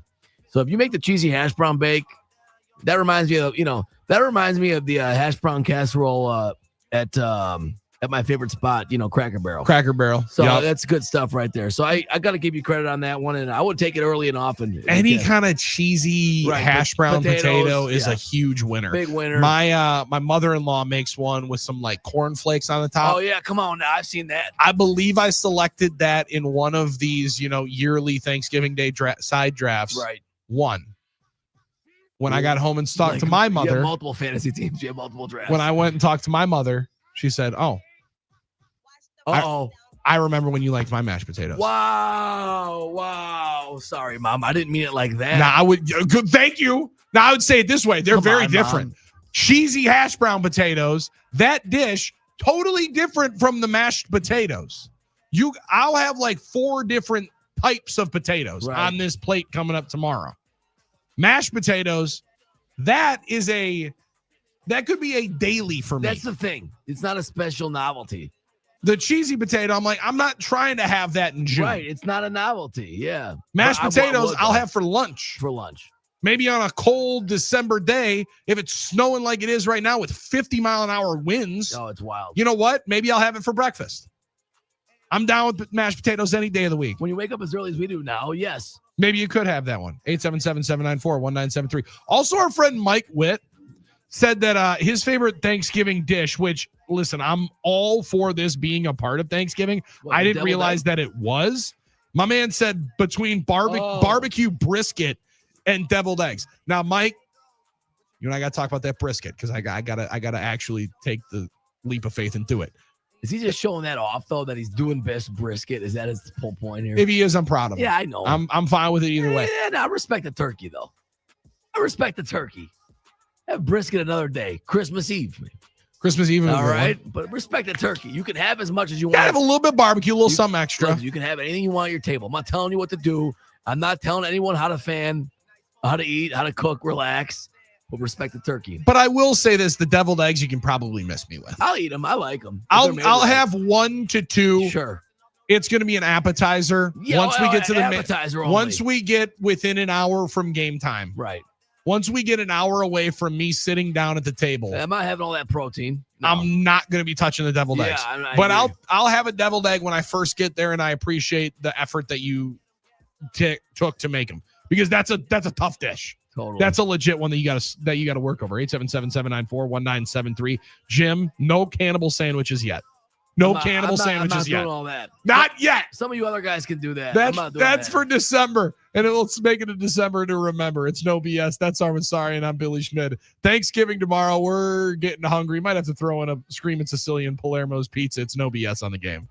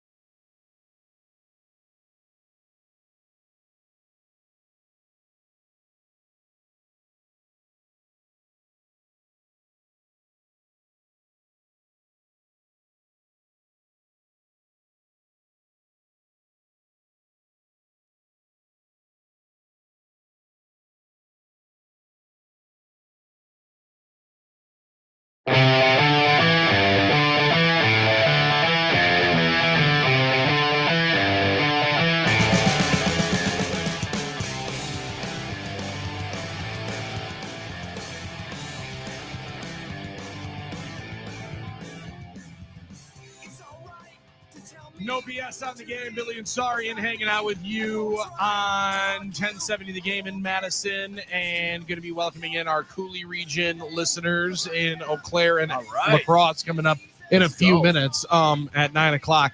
They're having themselves a good week. I don't know how many of our listeners in the UP, like the UP, they're Packers fans, correct? Well, just because you're in the state of Michigan, do you then, like, by proxy try to cheer for the Lions, even though I think it's pretty clear that the UP should be a territory of Wisconsin? It's interesting you asked that for two reasons, Billy. One, let me get my affiliate map out of the Packers Radio Network. You see it right there, all right? We are on air on WIMI in Ironwood, WCUP in Houghton, Michigan, WUPZ What Ups, that's what I call it, What Ups FM What Ups in FM? Marquette, Michigan. JNR, of course, in Iron Mountain, and Escanaba and GQL. We do have a great affiliate base for the Packers Radio Network in the UP. And we wouldn't have that, Billy, if there weren't Packer fans there. That's However, not so fast, my friend, as my sister sent me an article today from The Athletic. And it's all about a Journeys to Michigan Upper Peninsula where Lions and Packers fans live side by side, called the Youpers. Yes. So okay. I've not dove into this article yet. I gotta do my little workarounds because I pay, of course. Totally. But I haven't been able to dive in because of the time yet. We're on the air of this article yet, but I think it depends, Billy, on what side of the UP you're on. All right, the East, which kind of makes sense geographically. Totally. The eastern side, more Lions. The western side, more Packers. But I'll say it and I'll say it again. All the important places you think of when you think of the Upper Peninsula, all right, you think of the important places like Ironwood, Iron Mountain, Marquette, Michigan, and Houghton. These are Packer fans. This is Packers Nation. We own Michigan. We own the UP. We own the entire Midwest. And to your point now, originally about the Cooley region and La Crosse, they're on the front lines on the west part of the state. Front lines, with the purple people. And guess what, Billy? We got that big dub against them. So I feel they had a win. so good for our friends on the western border of the state. Like, that is a big win for our friend like Tom in Eau Claire. Let's go, Tom. That's a big win for Tom. That's a big win for folks not having to listen to folks in purple celebrate and gloat and rub your nose in the fact that they dominated you twice last year. Like, that's big stuff. And to be able to know that they might be they have to either start JJ McCarthy again or a rookie named Brosmer. That's a good thing, knowing that the final game of the year is still pending for you as a result. That is 877-794-1973. CJ on YouTube. I like this one. I was thinking we play for control of the UP. If we beat the Lions tomorrow, we should rename Lake Michigan Lake Wisconsin. I gotta say that, I'm not to get political here, but we could start renaming bodies of water. You know what I'm saying? We're renaming everything else. The only problem is you'd have to change the lyrics of Edmund Fitzgerald because he talked about all the things. But I do think it's a little peculiar that of all the Great Lakes, you can't get one of them Lake Wisconsin. It's a very fair point. I'm just asking. Do we have to pitch this to some kind of political party, or how do we get this done? It's probably going to first be tweeted out on True Social or something like that. That's fair. Or tweeted, posted. That's probably part of the process. Yeah. Really dumb question. Is there already a Lake Wisconsin? I don't think so. Oh, in our state. There's a Wisconsin. You're right. I mean, there's the Wisconsin River, obviously. I think they would give it up. They would give it up. That's like when you. That's like when Micah Parsons comes into the team. Hey, man, I'm gonna have to give up that jersey. I'm giving you your number. If I'm a little Lake Wisconsin in the state, but a Great Lake, I think John Yurkovic is giving Reggie his number. I think that's the situation. And he's doing it live on camera. I was gonna say, how does that work? Do they have to go to the local VFW Chamber of Commerce and have the conversation? We haven't had this convo in a while, but we didn't ask Curly. I mean, we gave Curly's number. It's fair. Gave away Curly's number. Apparently, one of his many numbers. That one was always unofficially retired for a reason. So, I think Micah's the right guy to wear it right now. I do too. I think we all agree upon that. Yeah. So. 608 said, listening while I make the drive from Kentucky back to the good land. Keep up the good vibes rolling. P.S. The occasional road update would be good. Hey, man, I'm going to be completely honest with you. I think the roads are okay. Can't Kentucky, fully tell you where it's going. Well, no, I think he's asking about up here. Well, yeah, but if he's going to be driving up to Bayfield County, it's one thing. That's true. Well, Armen, have you walked outside yet? I'll be honest with you, I haven't. Take those headphones out and walk outside real quick. I'll take control of this for a second because for our 608, there is a real question. Now, I'm excited for Armen to come back in here because as I walked outside during the last break to just figure out what's happening, it's like a full-on blizzard. Now, visibility's decent, but it's snowing. Yeah. Oh, yeah. There's white stuff out there, man. There's white stuff out there, and it's sticking onto the ground. Great. Now they won't see the leaves that I didn't. Oh, you're spot on. You're in for that. Like Dan and West Bend told me, we're supposed to get 18 to 24 inches down here. No. So hold on Saturday. Hold on. 18 to 24 inches. Hold on. Come on, Dan. Don't lie. Don't lie Now about listen, your leg. I don't care Don't if lie. we get 8 to 10 inches. That's That's gonna be a problem. That's where I'm gonna use my neighbor Tom. I mean, I'm like, hey, you better because cash your check. You told me you love snow and you're gonna snow blow. Cash your check. Should that be? You don't say use. You say. I meant I didn't mean use. Like assist. My neighbor in him assisting me. I'll take. Take you up on that offer. Take you up on that offer. I'm gonna take you up on that offer. Yes. It's all about the words we use. It's all about the words we craft. And as they say, words matter. Hey, Phil and Merrimack said, I'm looking at Lake Wisconsin from my office. Here we go. We're idiots. We'd like take us to Lake Wisconsin. Let us know exactly where we're at there, and then we'll figure it all out. And we'll see if we're gonna decide if they got to give up that name. Justin said, talk to the local Lions and Rotary clubs about what the lake needs. Needs in return. In return. See what the lake's list of demands are. I do love that. I mean, I'm gonna need 10,000 for that number. No matter where you go, no matter how small the municipality is, there's either a Lions or a Rotary club. Well, and Jaden Reed said the 11 wasn't a problem for him giving it up. He was gonna give it away. He'll take he was going to take the bag. The problem was there were too many jerseys that they had already printed up of 11 that then they had to buy out the NFL and your favorite Fanatics. Yeah, they got to buy out. They got to buy out all of the inventory that's in there for the 11 jerseys. Michael Rubin, if you're out there, you should be paying me money to have to just be wearing your trash gear. That only have one option. That's Fanatics. You should be paying me. That's what you should be doing. Hey, if you want to collab, DM me. All right. Oh yeah, I tried that yesterday with Homage. That's why I got the Champion old school crew neck. That's a good looking. So there's nothing like a Champion reverse weave sweatshirt. That's a good looking one, Billy. You had the right choice, right? Aaron in Carolina, nice 72 and sunny here. Aaron, don't rub it in, dude. Come on, man. 50 miles an hour and wind gusts up here in central Wisconsin. Oh boy.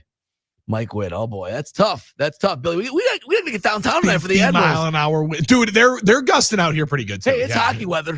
It is very much hockey weather. MilwaukeeAdmirals.com. Get some tickets and come join your boys tonight. Great night. We're going to be having a ton of fun. Yeah. Autographs, Friendsgiving. Summerfest winning players. Wednesday. Autographs from players, not just Armen will also autograph whatever you want, just no body parts. Bring a Sharpie. I'm not, come on. Make it easier on the guy. All right? Like, make it easy on me. You bring the Sharpie.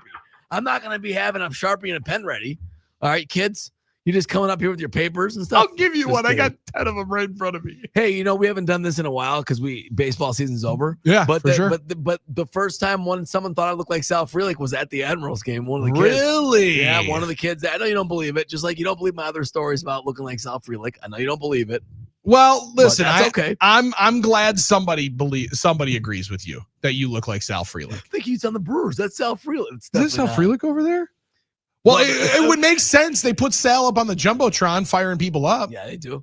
He wears hockey jerseys. Dan in West Bend was also wondering what you're cooking up for Thanksgiving this week. Well, my mom, what my mother is cooking for Thanksgiving. It's better of what everybody else is cooking for you. She likes to host. So, there's always going to be, the normal traditional great fixings as well. So, the stuff you've heard of, ham, rams, potatoes, tomatoes, greens, beans, leans, lamb, rams. I'm trying to remember all the things in that one. I can't. You did much better than I would. The regular stuff. What is Laura? Laura makes a lot of great desserts. Even though we got the apple pie from Potawatomi yesterday. Dude. Thank you very much. Can we tell that story? When you texted me last night, how long about to bake this thing? I think it's already baked, Billy. I think we're good. I think you just got to heat it up. How delicious was it? We're saving ours for tomorrow. So very, very true. Yeah. We Luis and our friends at Potawatomi Casino Hotel Milwaukee. Jay Saunders as well. They made 2 trips. They made 2 trips over here to make sure that we got an apple pie for Thanksgiving. We can't thank them enough. I brought said apple pie, which was an absolute behemoth, by the way. That thing is so heavy. I'm like, all right. It's one of those. I don't know. You might be too young. THICC. Yeah. Oh my God, thick, man.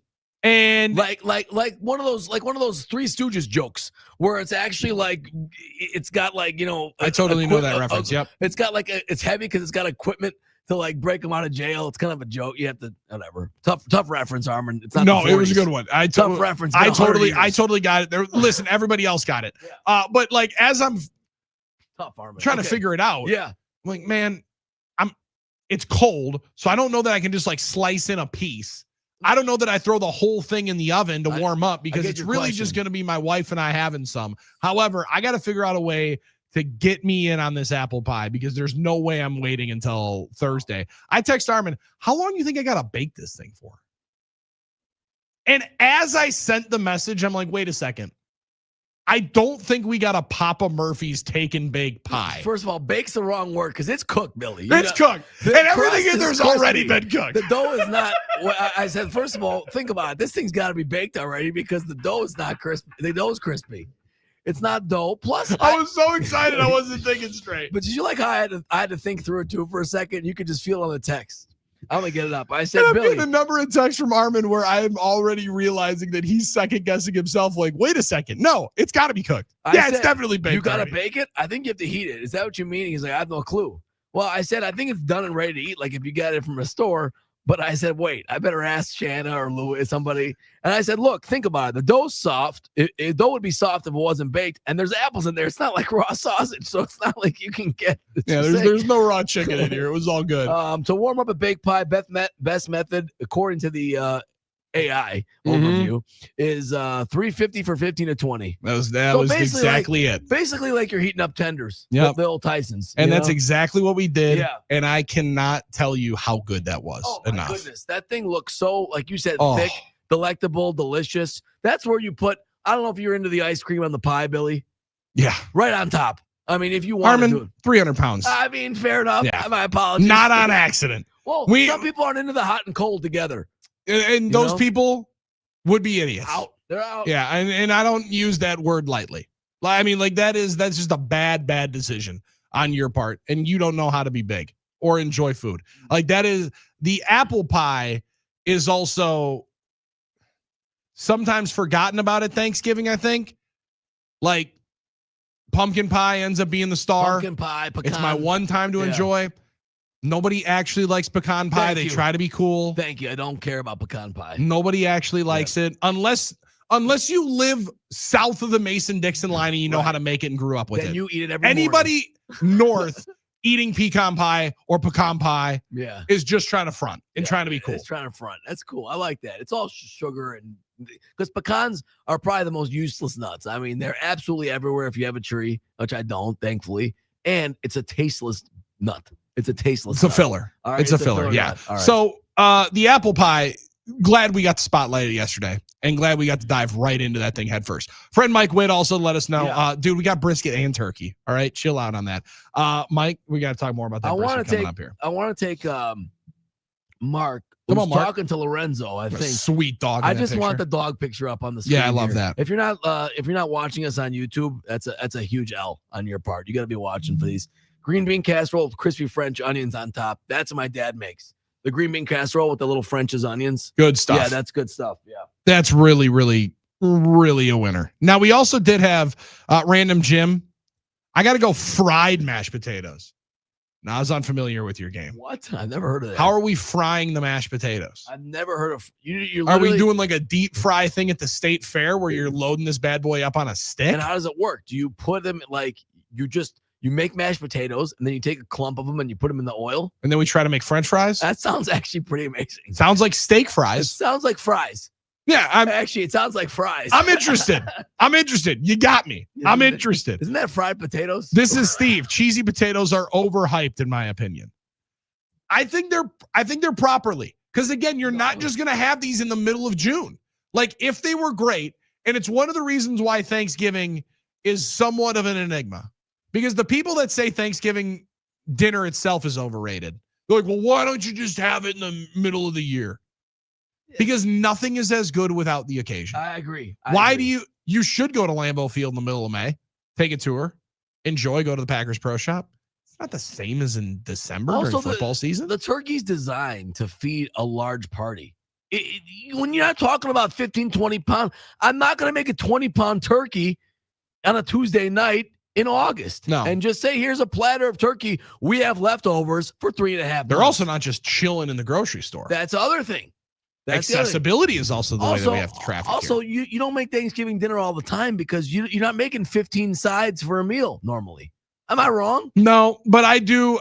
Thank we, you. we hit on it a little earlier, though. I think we got to be finding a way to get stuffing into the more regular rotation. I'm with you on that. It's too good to not enjoy on a damn near weekly basis. Now, we did have somebody say, speak for yourself. It happens once a week in our house, which, again, maybe I should be more familiar with your game. Red Hot Tim Knot, fried mashed potatoes. Those called tater tots? Yeah, right. Cheesy, Aren't they crispy just hash brown casserole with onions for the win from our friend Chad on there. Maggie in Georgia. Again, Maggie, you're right. Shame on you, Billy. I love pecan pie. Pecans are awesome. Again, Maggie, in Georgia, they're probably making pecan pie correctly. This is Maggie from Georgia, right? Of course. Hawkeye in Madison. Stop it, Billy. Pecan pie is amazing. Again, South. I think in the South. Yeah. If I spend for some reason a Thanksgiving in Austin, Texas, I'll fire up some pecan pie. Right. If I'm in Lubbock, South Carolina. If I'm hanging out with Aaron in Carolina next year for Justin in North Carolina for Thanksgiving next year, then maybe I'll try some. But I can't believe that it's the same. And I'm even stretching for pumpkin pie. I'll be honest with you. Yeah, that's a bad. I want fruit. I want fruit in my pie. That's what I want. There, I said it. Well, Felt fruit good. pie is so much better than fruit cake, and that doesn't necessarily make a whole lot of sense. In all reality, fruit pie, apple pie, cherry pie, rhubarb pie. You want a beautiful. cake? You want a cake? You want a pie? You want a fruit pie? That's all Fruit I'm cake, saying. nasty crap. I mean, like it's a strange. It's strange. It's a strange dynamic. 877-794-1973. Are we making you hungry? We are here at 877-794-1973. We're hungry for a dub for our Green Bay Packers. We're hungry for a Thanksgiving dinner, and we're hungry to say thank you for you. This is a feast of celebrating being able to discuss things with you. And our friend Joan Stone says, since Thanksgiving's tomorrow, I just want to say thanks to you guys for giving me something to listen to during the workday. Appreciate it. Have a great holiday. Joe, you have a great holiday. All of our listeners have a phenomenal holiday. And Thank you, guys. Do not leave us. We are not going anywhere yet. Yeah. We still got a lot more to play and a lot more Packers Lions to discuss, but can't say it enough. We thank you for being here every single day and waking up with us. You make it so much more fun, and you make this the best job in the world that we get to do daily. We're nothing without you guys listening, and we appreciate you all being here on No BS on the Game. I laid all them busters down, I let my explode. Now I'm switching my mind back into freak mode. If you won't skirt, sit back and observe. I just left a gang of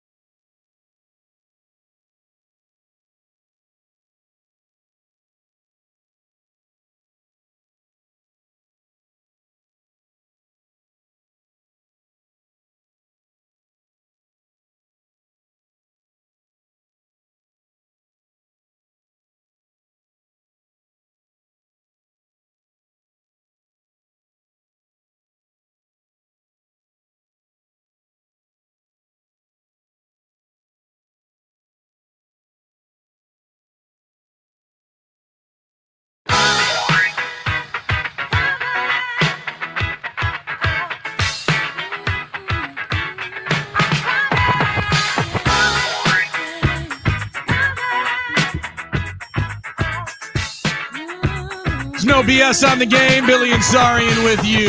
And at 877-794-1973. Now I love this. We're getting a lot of people telling us, like, hey, man, either pecan pie is amazing or pecan pie sucks. But this is really good pecan pie. Like we had our friend Gary in DeForest. Pecan pie, hard no. But butter pecan ice cream is outstanding. Okay, so that's interesting. I know about butter brickle, too. Oh, I mean, okay. that's also like the butter rum lifesavers, which I think of when I think of pecans and ice cream. Sorry, I apologize. No, butter pecan is pretty good at Cops. I mean, I was gonna say Cops like on a turtle Sunday or something. Like I'll enjoy it there, but it's just an accent. It's just there. It's the butterscotch you like. It's not the pecan, bro. Yeah, it can't be the meat of it. That's all I'm gonna say. But I do like that we fired up some pecan pie takes, and we're gonna get to some of those more, Billy. But I'm gonna jump on you here. Love that you just broed our friend. I'm just. Did I? Wait, who was it? Listen, bro, it's the butterscotch you like. It's not the pecan. Hey, I'm gonna say this, Billy. You know, I'm gonna jump in here and I'm gonna say this. Congrats to you. You don't like talking about yourself in this. You do, but not in this regard. All right, definitely so like this talking is about now. myself, We got the news this morning. This is the second year in a row that you've been nominated for the 2025 Wisconsin Sportscaster of the Year. Oh, congratulations to my brother, Bill Schmid. Oh, wait, let me get you on camera here. Whoops, my bad. No, congratulations to my brother, Bill Schmid. Now, this is the NSMA Sports Media. All right, NSMA National Sports Media, Wisconsin Sportscaster finalists. So, Billy, congratulations. Proud of you, man. You deserve it. And I just want to send you props, along with the great Ashley Washburn from WTMJ here in Milwaukee. Insane list of people. She had on a this great one. year. I remember when she, after the preseason opener, drove back home through the rain like you did and started reporting on the road. Yeah, that was a big moment for her on the road. Along with Bill Schroeder, you've heard of him. The great Jeff Levering. Mark Tauscher, of course, one of our fellow colleagues. Matt LePay, you've heard of him. Stephen Watson, and the great Tim Van Born. What a lineup this is, Billy. I don't want you to say you don't belong, because you do belong. No that reason being I'm said, on that list. That being said, I'm sorry. I got Levering and LePay and all these other guys. I mean, I have an incredible honor of losing in this. Like, this is an awesome honor to catch an L with. It looks like the 1927 Yankees of sports broadcasters in the state of Wisconsin, and then they threw some Jim Brozo up there named Bill Schmidt. I really appreciate it. It's extremely humbling and honor. Well, I can't thank everybody enough for doing it, and that's very, very nice. Proud of you, Billy. You deserve it. And I'm going to say this, this might be the year. And if you win this, definitely we're never letting LePay hear the end of it. Well, I mean, ever. I mean, like, it's going to be awesome when you win this. So I'm excited for you to take home is it a trophy? Is it what's the award? That's a great question. I don't know. I think it's probably a plaque or something. Just make a crown. I didn't get close. I didn't get close enough for them to ask me to bother telling me about what the trophy was. But no, dude, it's an insane list. You mentioned Matt LePay. Can't thank him enough for all the opportunities and friendship that he's given me, and opportunities that he has with the Badgers over the years afforded us, and him joining the show. He'll always joke about it, like, hey, yeah, I can hit your ratings and take a dip for you guys whenever you need. Yeah, he is one of the best additions and greatest parts of our radio show whenever he joins us. So we can't thank him enough. You mentioned everybody in there. Ashley Washburn is phenomenal. Bill Schroeder is an institution. Jeff Levering is one of the best broadcasters in the country, let alone the state of Wisconsin. Absolutely. Tausch, like, can't say enough. Somebody going from player to broadcaster, seamless, and somehow continues to get better at both. He's phenomenal. Matt and Stephen Watson's amazing. Tim Van Voren, can I just say one really quick thing? We don't get to get Tim Van Voren on the show because of a different deal. Please say this. Tim Van Voren is one. They say don't meet your heroes. Tim Van Voren is the absolute greatest slap in the face to that statement of all time. Totally. He's the nicest person of all time. And he cares the about young greatest people in this steward industry. of this industry. Yes. In the world. He goes out of his way to reach out of his way to email us, email other young people in the everyone, market. Yes. Talk about you doing a great job. And it means a lot for a kid like me and like you that grew up watching someone as great as TVV. So everybody on this list is great, and I'm glad you mentioned that about Tim, Billy. He does a phenomenal job, hustles like everybody. You never hear a word from him, and he's just the absolute greatest. So I cannot thank everybody enough, and thank you for bringing that up. And I hate you for bringing that up, but thank you. All right, we go to hour number 4 of No BS on the Game. We're very, very thankful for all of you. Thankful to be doing this, and thankful to be back right after this on the game.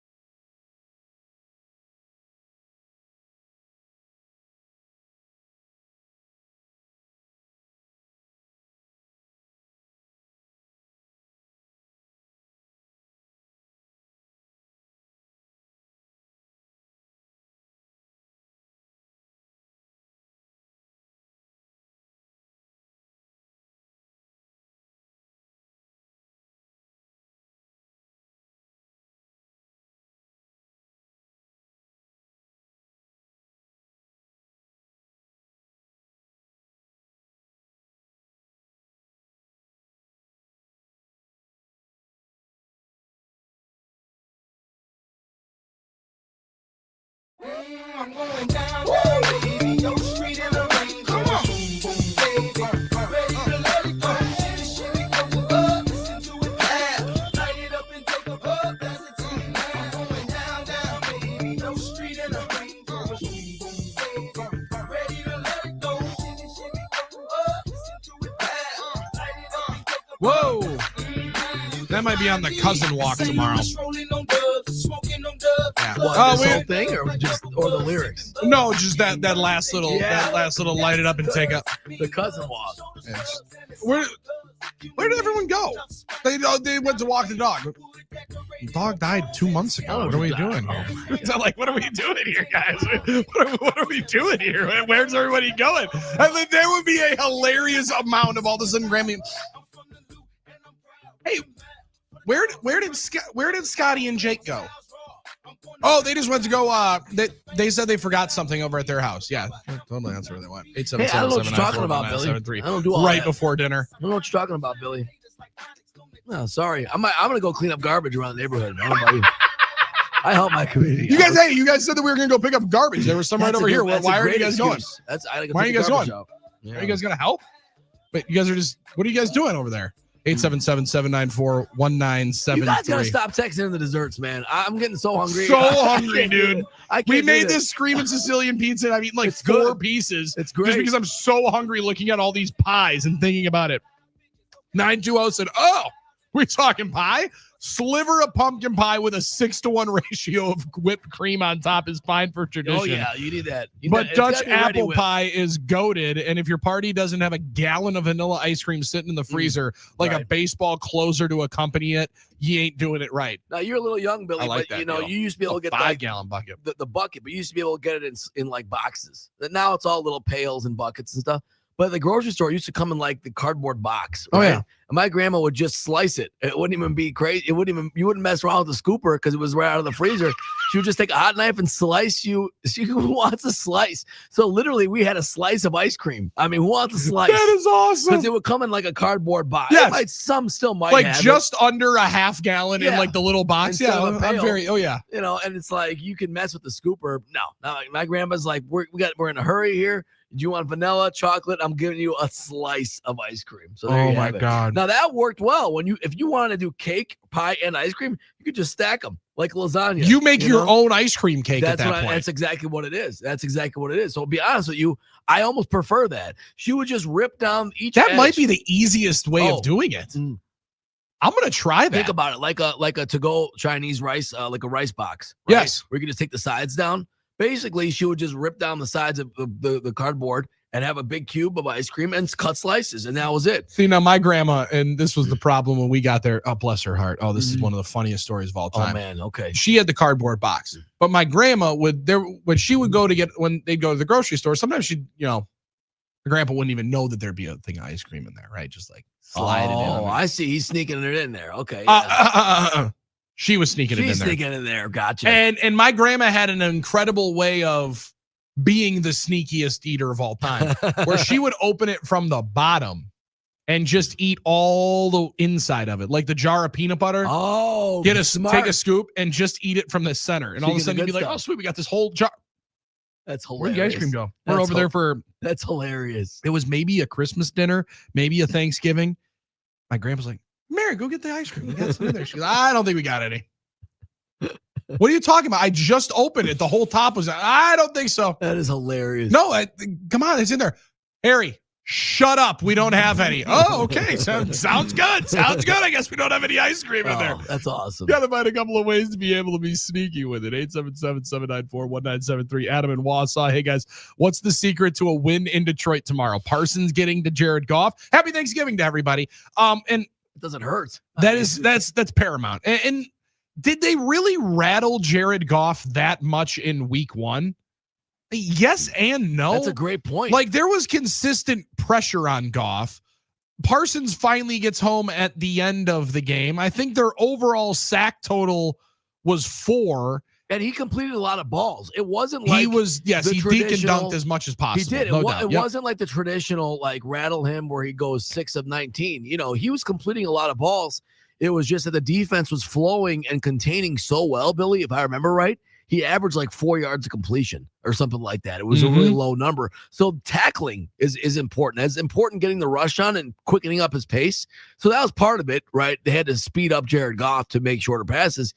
It was tackling. It was pursuit and tackling by the defense. That was and their best defense that day also was a great offense. Took the ball.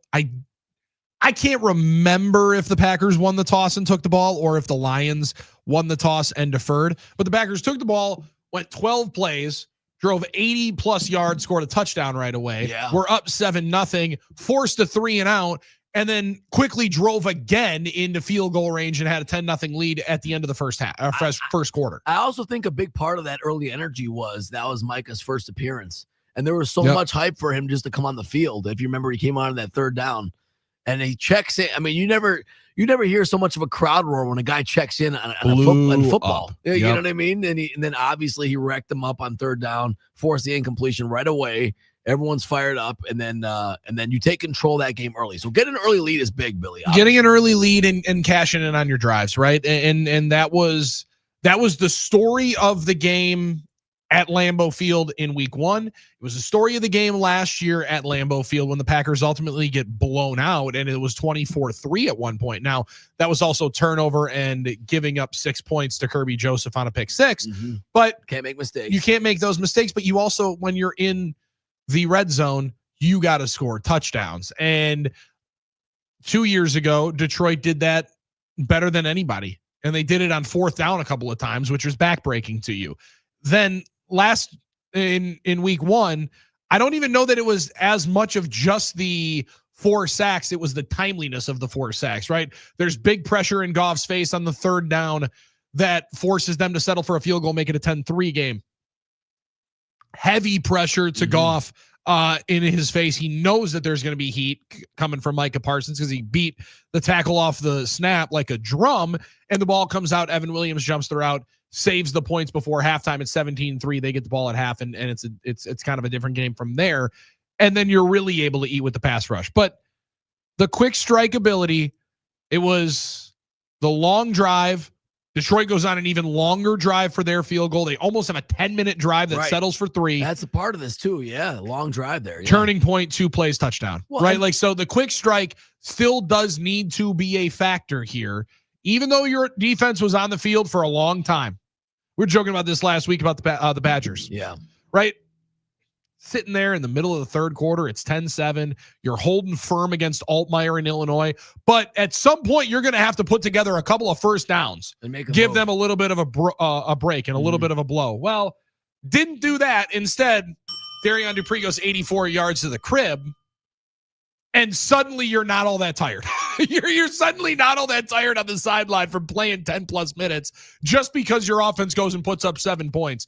That is even better of an elixir to that kind of a game. And that's the complimentary style of go out and get a quick strike and then feel like they're already behind the 8 ball. Truly amazing, Billy, how it seems like this year more than any other time I remember, the trend of the importance of ball control, the long drive, staying on the field has really affected games.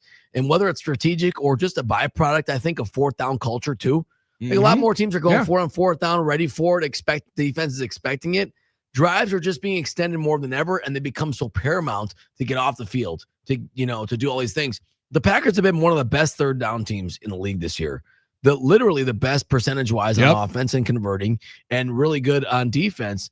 But it's not just been the third downs anymore. You don't just get off the field anymore when you're stopping teams on third down. The Packers have done a great job of third down stops, but teams, not just Dan Campbell, right? It's the trend now. Like it was just Dan for a while. It was the Lions going for so many fourth downs. And I think it's a lot of teams. I think it's purposeful. I think they're trying to keep the Packers off the field, keep the Packers offense off the field, get the Packers offense out of a rhythm. Because Jordan has had a good year, the offense has had a good year. So it's like, who can ball control more? Who can control the game more, especially with the lack of explosive plays? It's very interesting to see how the culture of this game has kind of been shifting in that regard. And I think this year we've seen a lot of examples of it. That being said, we might roll up to like a 45-35 game this tomorrow. You just never know what's going to happen. 100%. I want to say that it's going to be a low possession, low scoring ball control kind of game. What you predicted last week was true. Yeah, I also didn't predict that JJ McCarthy was going to be that much of warm cheeks. Bad. But this one in particular, just like it is a short week. I think that also plays into it, right? Definitely. Like, and Detroit, like again, some don't want to. I give credit to Matt LaFleur for being steadfast in the want to shorten the game as much as he did last week, and then realize like, hey, we can take advantage here. We can get this thing over as quick as possible and be somewhat well rested going into next week and healthy. And that was an extremely emotional game for Detroit last week. Overtime, come from behind, 17 unanswered points. But sometimes you could say that buoys you, and I would kind of say it on the other end makes it a little bit more difficult to be able to get up and be ready to go coming up on Thursday. Both teams should be ready to go. Like in the times of getting the team up to play or a problem of a team coming out flat, I do not believe that will be a problem on either side tomorrow. Like, so if the game is low scoring and if it is a low possession type game, it's not because one side didn't rise to the occasion. Like, you're playing pro football. You've been watching this all your life. I said it and mean it. It's my favorite sports viewing day. It's my favorite football viewing day of the year, Thanksgiving. These are the kind of games that you don't need somebody to help you get up for. This is the game that you'll be ready to go for right out of the gates when you wake up near, 8 Mile in Detroit. Hopefully they're staying in a little bit better spot than that. Oh, that's a good one. Maybe I should play some M&M here. Yeah, definitely, Billy. And I think, honestly, you worry about more fatigue and not a lot of film time. And Micah talked about it in his press availability yesterday, and we'll get a little bit of that in there too, about how there's just less prep time to do it, and there's less, you have to do it more on your own as well. So I'll pull that up here. Well, I'm glad. Let's play that on the other side, okay, because I'm glad that you mentioned it and reminded, because it needs to. He's gives away a lot of what we just talked about, some of the keys.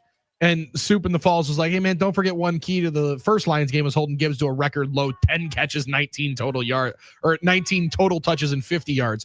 He finally gave me the exact number. I thought it was 40. It was definitely the rushing yards were under 40 yards first time he had done that. It's paramount. Well, Gibbs is their best player right now, right? Wouldn't you say? He's one of the top 5 players in offensive players in football. Yeah. I mean, you would start that draft and he is being selected within the top 10. And this is a non-quarterback deal, right? Like everybody non-quarterback because you're going to start some kind of franchise with it. Jonathan Taylor, Jahmyr Gibbs, 1A, 1B as the most dynamic guys there. Soup, you're spot on. That is 1,000% the starter for this deal. You can get Jared Goff on the spot. You can frustrate Amon-Ra St. Brown. He can have his Green Bay Sucks t-shirt on. The most important one is being able to control zero, because Dave Montgomery's a good back. He's not going to break and burn you like Jahmyr Gibbs will. And the Packers were swarming in week 1.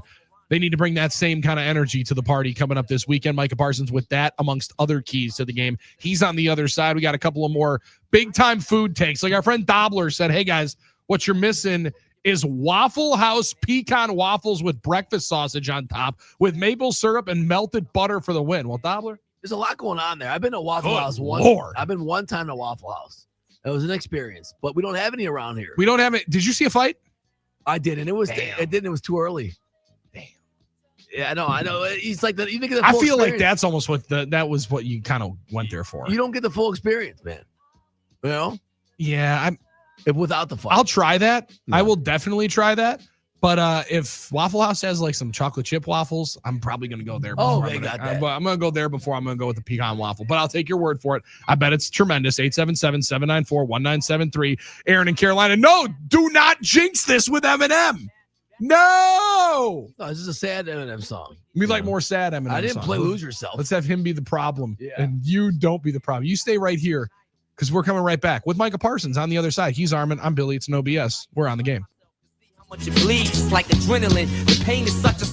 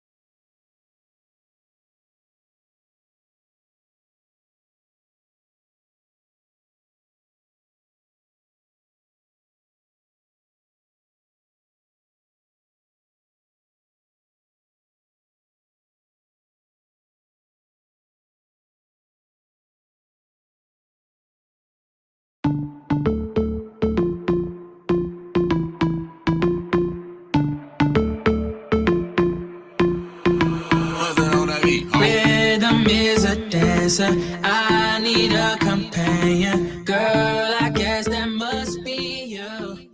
All right, no BS on the game. Billy, I'm sorry, and with you, 608. My texts to you guys are overwhelmingly positive. But this pecan slander has to stop. Tell me about make a case not for the only pecan. wrong, but offensive. It's not. It's come on. Make a case for the pecan, bro. Listen. I bet Make it's good when done properly. I don't know that a whole lot of people are doing it properly in Wisconsin. Now, I'm not trying to throw shade. I'm saying it's a Southern dish. All right, let's. I also don't think, and again, all due respect, I've had a little bit of soul food. We're probably not making a lot of things. Like, you're not going to have a whole lot of great pig feet up here.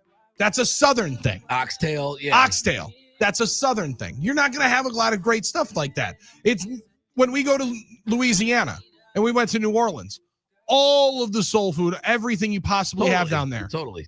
A po' boy is going to be good wherever you have it. Absolutely. Is it going to be the same here as it is in New Orleans? Absolutely not. All right. That's where I'm going. You're more on the side of pecan sucks. I don't know what you guys are talking about. I just don't like them. Now, I'm going to start by saying some positive things about pecans. If you have a pecan tree, which I don't, but I've seen them, they're going to produce a lot of pecans. That could be a positive or a negative. Mm-hmm. All right. If you need a lot of pecans, if you need some sustenance, then it's a great thing.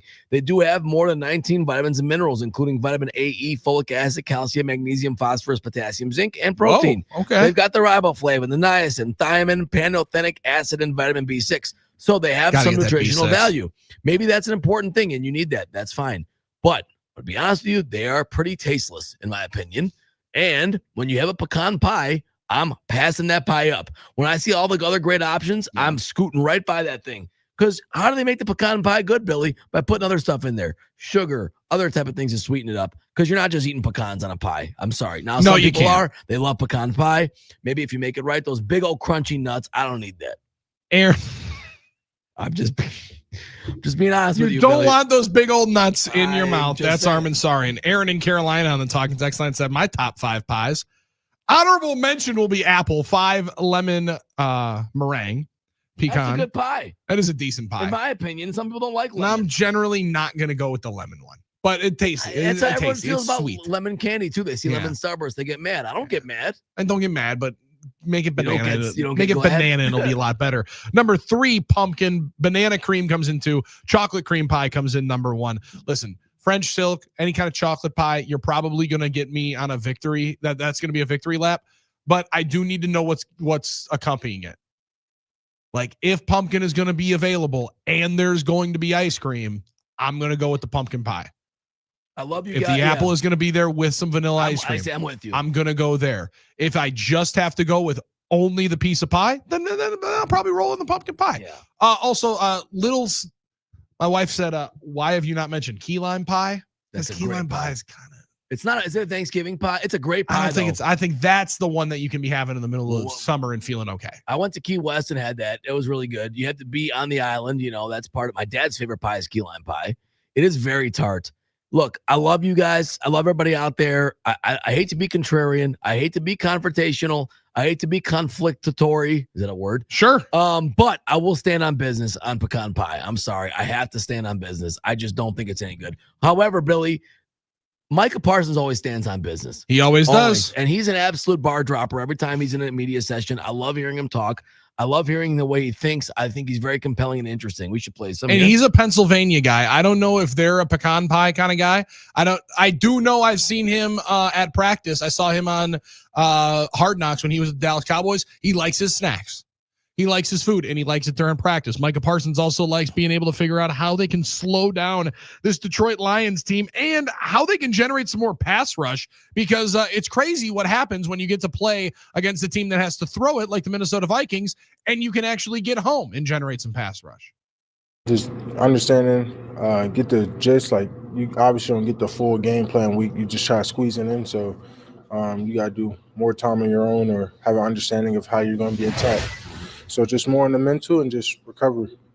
More than any other player I've seen, you pride yourself on just not tiring, late in games, taking over games. So when you have a short week, does that amplify your area of expertise there? Does that help? Do you think you have an advantage? Yeah, I probably have the advantage. No doubt in my mind. I got the advantage. And it's just like the mentality of just like we're all hurt, we're all banged up, but who's gonna play harder? What gives you that advantage? Just your tenacity, or just mindset? Like they're not gonna outplay me. Like I get like they probably got one of the best dual tackles in the league. It's cool. I feel like we got one of the best rush duos in the league. So I'm already anticipating the game plan and the matchup. I'm excited about it. Like obviously your mindset is a huge part of it, but what percentage of it is also just your conditioning, your superior athletic ability? What's the, how much is what's the balance there? Is it? I would probably say God is 95. You know what I mean? Because like he designed me. You know what I mean? So he's probably about the other 95, and then I would say 2.5% is me, and then 2.5% is the mentality part, like how I'm built. And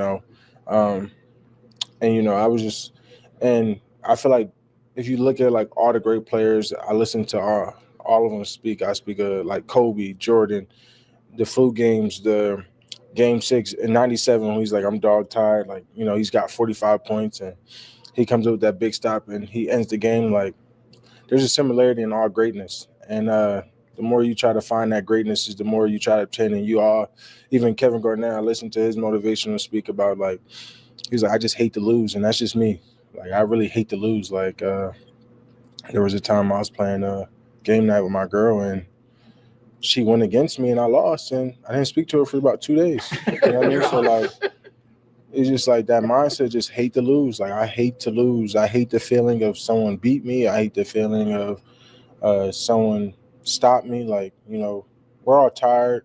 We all get tired. That's normal. We all have fear. That's normal. We all, we have injuries, challenges of what we got to go through to get ready for the game. I think those is all normal, but what's not normal and what you have to develop is the mentality of pushing when we're tired, pushing when we're hurt. It's challenging, but when you get into that space, you find a lot of room to grow in it. What game was it? Scattergories, dog. Yeah, I like Scattergories, dog. There's times like, I hate to say it, but I think this is the only time I'm like a prima donna in life is when I'm playing them board games. And now I got certain family members that don't even want to play unless they're on my team because they either might get kicked out or excluded from the rest of the activities for the week if they go against me. Matt, like what other board games do you play? Code Names, Connect 4. I probably haven't lost in Connect 4 in like 5 years. Haven't played me. Man. Taboo's our thing too. Taboo, we love Taboo. So yeah, we like them little games. You like to on the buzzer on Taboo? Oh my God! People tell me I got intimidator factors in Taboo. I'm over there squeaking. I'm like, oh, you said that. Everybody gets scared when I go up, so I gotta lead the team as always. Has that always been you as the hate to lose kind of guy? Like even when you're like little mic on your back or whatever? Yeah. I told my I used to wrestle and I used to always break down crying when I lost these wrestling matches. And my dad's like, it's okay, you're gonna get another match. And I was like, no, it's not, Dad. Like, you don't understand. Like we work so hard. Like we all have goals and dreams. Like if I'm going into this wrestling tournament, like I want to be number one. Like I don't want to be third place on the podium. Like I want to smile and look down at the rest. Like, and even in football, like high school, my running back coach, Jawan Chisholm, he used to always give me this talk. He was like, don't forget. And, he kind of always knew I was going to be great. He's like, don't forget, in 10 years, they're going to talk about how they shut you down in high school. This is their day. This is their year. This is their life. Like, and I used to always have them in times like, I can't let them get that in 10 years. I'm like, even if it's like a small thing, like right now, like it's just a game.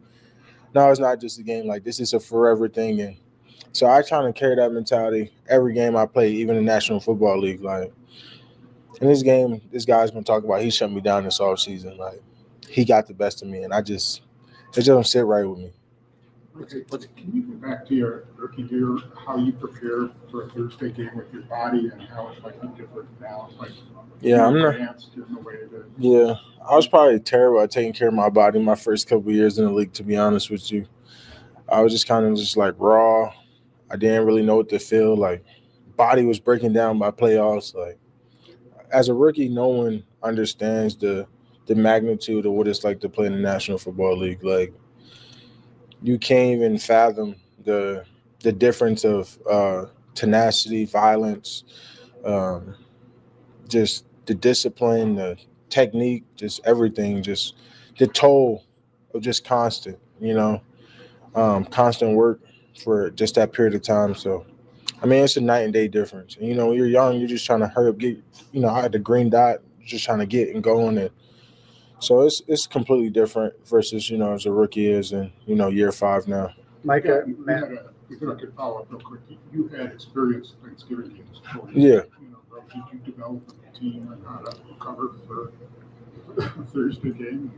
Yeah, I mean, it's just the same thing. Everyone has a thing. It's like practice, more mentality, more rest to get you ready. And, I feel ready right now, to be honest. Matt, go ahead. You and Reggie White are the only players since, I think, 1982 to have double-digit sacks each of your first 5 years in the league. Just what does it mean to you to belong in that company with Reggie? I think that's just a hell of a start. That's the standard when you got, a guy like Reggie White who's represented greatness in all he's achieved. I'm just trying to reach what these guys done and obtain that greatness and leave my stamp into this league with consistency. I know that consistency is the epitome of greatness and what you want to achieve. You got to be consistent year in and year out. And, that goes into your training. Like, how do I get better from this year? And I think people understand, like, they got 5 years of film on me. So I have to find each year to get better, to exemplify my game amplify my game, because there's people that's watching this film like, okay, this is what he likes to do. Maybe I got to get stronger. Maybe I got to get faster. Maybe I got to get up the ball faster or transition faster. Just every year you got to find a way to amplify your game so that way you don't slow down. So each year, I break down the film and I'm like, how can I get better? I have my own personal things, and the guys that I trust in, they have their own personal things where we can get better. And then you find a meeting and say, how can we all get better? So I'm just happy I have a great team of mine that, we're all bought in, and I'm just excited to be joining Reg, and I hope I can continue it. I think he's the only player that got 9, so I'm hunting that down. Like, there's always ways that we're trying to just keep going. Like, okay, great, you collect that accolade, and you join some greatness. I just saw that thing with Myles Garrett. Like, that's greatness. Like, with 13 sacks or 18 sacks in 11 weeks, like, how do I get there? Like, that's like, we're always chasing and climbing to our peers, the past elders of this game. And you know why? Because, they're role models for us. We could look up to that. So I think it's pretty cool, to be honest, because there's going to be another young player that come in is going to try to do the same thing I'm doing, the same thing Reg is doing. So, it's always great when we're achieving these things because, we're doing the possible, we're making the impossible possible. And then a bunch of people is going to be doing it. There's going to be a train of players that's going to continue to do it. When you're seeking out these other sources of motivation from Kobe, from Garnett, is that a year-round thing? Is it in season? Can you just kind of explain your process and what you gain from that? Yeah, it's in season, it's out of season. And I just think, I learned that, you have to trick your mind. I have to find a way to trick my mind to enjoy the pain.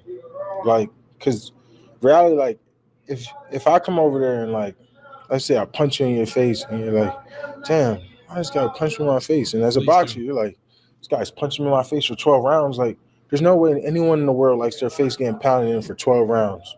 But you have to trick yourself into thinking, it doesn't hurt. You're not bothered by it. How can I keep going? And honestly, I watched this Andre Ward fight, and the highlights of this guy in the corner was he got knocked down, and he was losing the fight. He was like, Andre, you can still win this fight, Andre. Like, go out there and win this fight. 1 round, Andre. Go, Andre. Oh, Andre. And that just takes me back to my training. Like, when you like, all right, he's like, 1 more sprint. He's like, all right, finish line. The guy's like, oh, no, it's overtime. Like, it's always going to be 1 more. Like you translate to football, it's always going to be 1 more quarter. You know what I mean? If we got to go to OT, we're going to OT. Like, if it's 1 more, if it's 18 plays, well, it's going to be another play. Like, if they're going for it, they're going for it. Like, that's just the mentality. You got to trick yourself to, like, I got 1 more. Like, and I think that's kind of like what life's about. The consistent growth of, like, I got 1 more in me. I could keep going 1 more. So I think you always have to find a way to train your mind, because like I said, if you're trying to chase greatness, like if you just want to be average, like there's a bunch of average people in this league. Like there's a bunch of them. How big is this game? Matt talks about 1-0 every week, but the percentages of winning the division, getting all the things you want, really ride on this one heavily. You know, it is a big game. I think, this over the last, couple weeks, we won some good games and we lost some good games. We have to find a way to win the good games again. We did it early in the season, but we got to find a way to do it Thursday. Michael, we've covered basketball with Jordan and Kobe. We've covered categories. We've covered boxing. Were you ever a baseball guy? And the reason I ask is because your defensive coordinator likes calling you the closer, and what you do in fourth quarters does kind of remind you of that guy coming out of the bullpen. Yeah. Do you view yourself as that? And do you have any favorite closers or anything that you can draw a parallel to? Man, honestly, the only person I knew as the greatest closer was Iron Mike. That's kind of like the guy. Okay. Baseball was never really my thing, but half was educating me last week when he told me about it. But Iron Mike used to just go in there. It's like, you can't. I'm gonna get you out of here. Like 91 seconds. Yeah, that's what I like. I like to, like, if I could get in somebody's head early on and finish them early on, I want to do that early on. Like, I don't like to play with my food. Like, so did Halfley bring to you the idea that he wants to play Enter Sandman? Yeah. He told me about that. He said he's trying to he's trying to start something. So, I got to be ready for that if that happens. That just gave me a little bit of motivation right there to get that. Or I'll take the Lion King. Yeah. Now that one would be good. That one would be good for Micah Parsons yesterday, just outside of the Packers locker room. I love the interaction with Wildy there. He doesn't watch baseball. I can't. Yeah, I'm not. He's trying to make the question. I'm not too surprised. Yeah. However, I love that he just stays with the boxing. With the boxing. With Mike Tyson. That's also the scariest man on the planet for a number of different years. And I think there's a lot of tackles that look at Micah Parsons and the guy that he also mentioned in there who's still active, Myles Garrett, as the 2 scariest cats that you're going to watch. Yeah, absolutely, Billy. And I love hearing Micah talk because it's always compelling and it's always interesting to hear the way he thinks. And it's refreshing to hear that mentality from the guy you want to have that mentality. I mean, clearly he wants to chase greatness. Clearly he prides himself on having the highest of the highest standards. And you want that guy obviously on your team. And especially if you want him to be thinking those things. And the way he can express it, the way he can express how he feels is great. Now, I don't believe he's never lost Connect 4 in 5 years. That's a hard streak to maintain. Either that or you're just not playing that. I'm not calling him a liar, but I would be.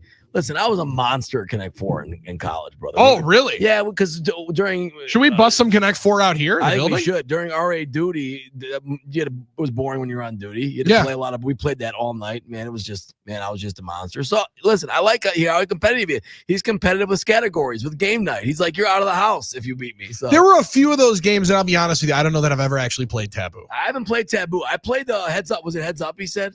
Or something heads or Heads Up 7 Up no, it's a different game. I played Codenames. I played Codenames a lot. So okay, yeah, it's a fun game. Should get into one of those. Yeah, I'll be honest with you. Board games is like I hope board games still stay around. They do. I think when the boys grow older, you'll be playing more board games and stuff like that. Well, there might be a certain individual who might be bringing them a couple of board games potentially next month, hopefully. As long as the letter gets there. But like, the thought is like, can we still, is that still entertaining anybody? I think it's fun when you're with a group of people, with family and friends. Good trash talking opportunity. Absolutely, that's it for is. sure. I'm not saying phenomenal opportunity to talk some stuff. I mean, you don't have to go play charades. I'm not saying that's all you got to do, but yeah, board Well, it games just are fun. feels like we've gotten into a spot where it's like it's chess or it's nothing. Like if you're playing a board game that's not chess, people are not like chess isn't giving good, any love. but it's not a good group game. Oh, you mean in terms of respect? Yes. Like, yeah, maybe so. And then then you get into the whole like, then there's the Magic and Monsters type games. Like little Dungeons and Dragons and that's and just things the like next that. level, like Risk. Yeah, well, Risk. That's wild. It's like Monopoly. That's an that's a intense game, marathon. dude. That's not one you just play. Yeah, you're on setting game yourself night. Yeah. up for a long night. Right. You bust out the Risk board. That's not one you play with the cousins after Thanksgiving. No, you're planning. Hey man, we're gonna play Risk. Everyone get over here at 5 because it's gonna be a long night. 877-794-1973. DDR. I think any kids are still gonna be playing that.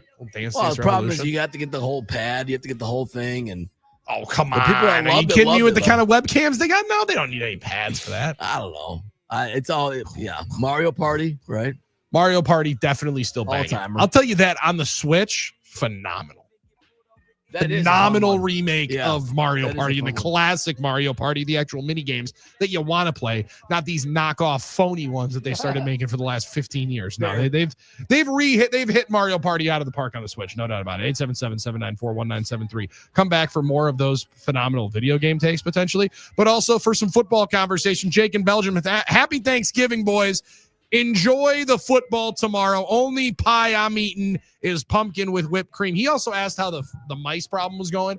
Hey, you man, got him. no mouse in the house now. Yeah. Unless, let's just hope that they don't like turkey. Don't Because, put that out there, Billy. You got him.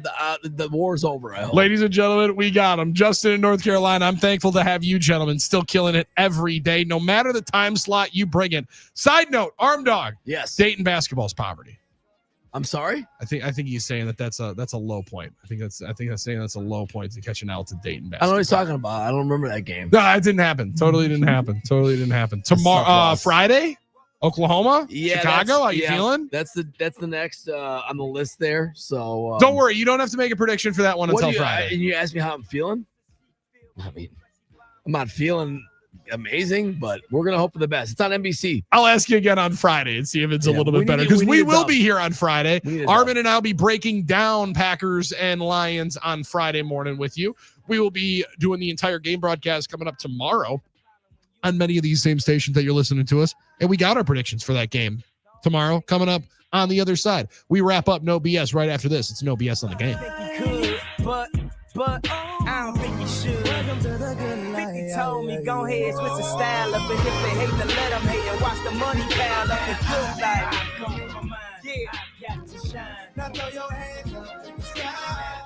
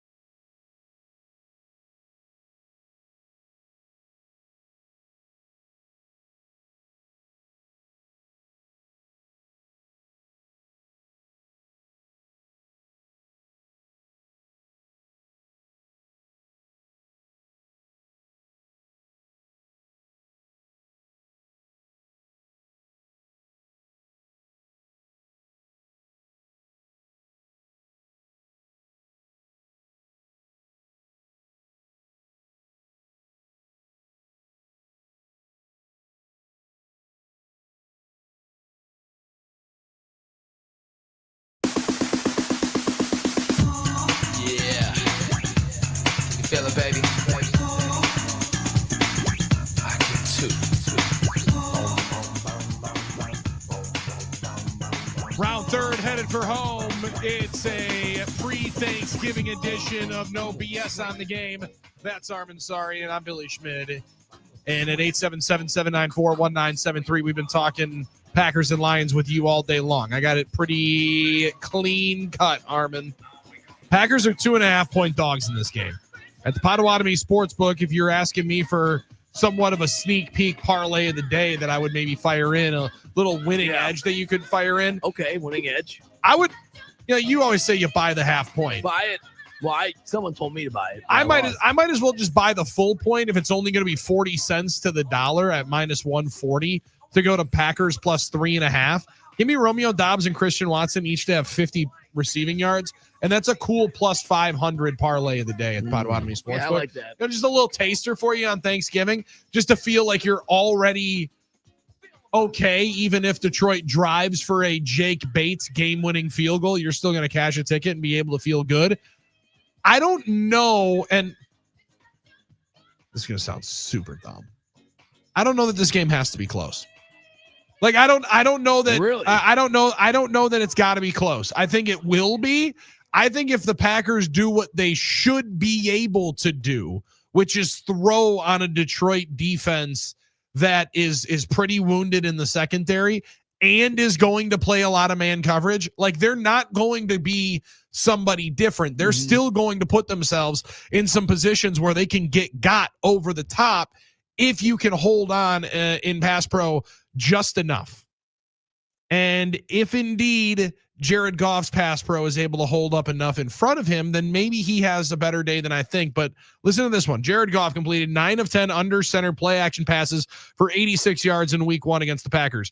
The most such yards the Packers defense has allowed in any game under Jeff Hafley since last year. I don't believe that he's able to drop back and have as much play action success as he did in week 1. And it was also very, very little success in week 1 because that was somewhat empty calories because he got up early and often. I think Carrington Valentine into the equation has been a little bit of a revelation. Yeah, definitely. Keyshawn Nixon, if he is able to go, That's him going from DNP to limited, I think he might be going. I feel okay. He plays and they're at full strength in the secondary. I think the Packers win it by 10. Oh, I like this. If indeed, because I don't think a lot of people would necessarily say that's a Packers strength. Oh yeah, versus their wide receivers, cornerbacks. I think on paper, people that have not watched the Packers might not say that against Amon-Ra and Jameson and things like that. And those two, because that's it. Khalif Raymond, they're not as deep. If Khalif Raymond is going to beat me, congratulations. That's a good point. They're not as deep. If Brock Wright is going to streak down the middle of the field for me for 25 yards, sure. I guess. Now I'm going to focus on a 3-headed monster. I'm going to focus on the 2 guys you mentioned, Jameson Williams and Amon-Ra St. Brown. Yeah. And I don't know that Dan Campbell has consistently shown that he can get all 3 of them involved in the same time. Like last week, it's a huge Gibbs game, one of the better ones of his career. Sure. Jameson Williams, no catches. That's a good point. The week before, Amon-Ra St. Brown, somewhat pedestrian, I think 5 grabs. Him against the Packers week 1, I think 4 for 48. Give me the Packers to win it. I'll take them with the plus 2.5.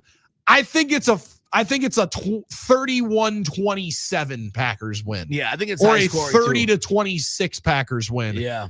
But I do think capitalizing in the red zone, most important part, and that's where Jordan Love shines coming up tomorrow. I'll say 27-24, Billy, the magic number. I like 27. that magic number, okay. I agree with you about the stuff, generally high scoring game, and I think it'll be close. I think important things are going to have to happen late for the Packers to win, though, and I hope, and I'm going to put it out in the manifest that they will. Does it concern you? Let's say Keyshawn can't go. We're hopeful for it, but then you're talking about Kamal Hadden for 60 minutes. I mean, that's a concern. I would think, for you. Now, I'm not saying you can't go get it done, but there isn't much of a. I would say if Kamal Hadden's out there for 60 minutes, they will take shots at Kamal Hadden, unlike J.J. McCarthy did last week. Not much of a track record. Well, J.J. McCarthy wasn't taking any shots, except he was taking shots. Yeah, he was taking shots to the dome, no pause. Yeah, that was the issue for him. Getting turned into a 9, and then being out this week. So, that would be the one thing that would concern me. I think Xavier McKinney was really highly graded last week. It's going to be incumbent on him, and you mentioned Javon Bullard to play really well, as well as Evan Williams. Those guys can help in the back end, and if you can get the pressure with 4 like we hope, that would really help the back end as well. So I think that's probably what we're hoping for, Billy. I also think Xavier McKinney gets his hands on the football tomorrow. Come on now, I like that. I think Xavier McKinney. Time for the X factor. I think Xavier McKinney gets his hands on the football and ties up Evan Williams for the most picks on the team at 3 because I've not been able to tweet that. know that's a conversation between those two. Oh yeah, and I have not been able to tweet X going to give it to you in a long time. Yeah, it's been a while. I got to tweet that again. So. Dan and West Bend Thanksgiving parlay buffet. Well, let me hit you with 2 more. If I said juice up to 3.5, juice the Cowboys up to 3.5, and the Bengals up to 7.5. Again, I'm buying a couple of half points around here, Armin. I know that's generally not the world that I traffic in, but you're gonna have yourself a feasting day on a Thanksgiving, and then join us coming up on Thursday. I'm thankful for you, Billy, and everybody listening. Thankful for all of you listening. Thankful to be able to do this, and thankful to be on the Packers Radio Network tomorrow. You'll hear us on Friday. This is The Game.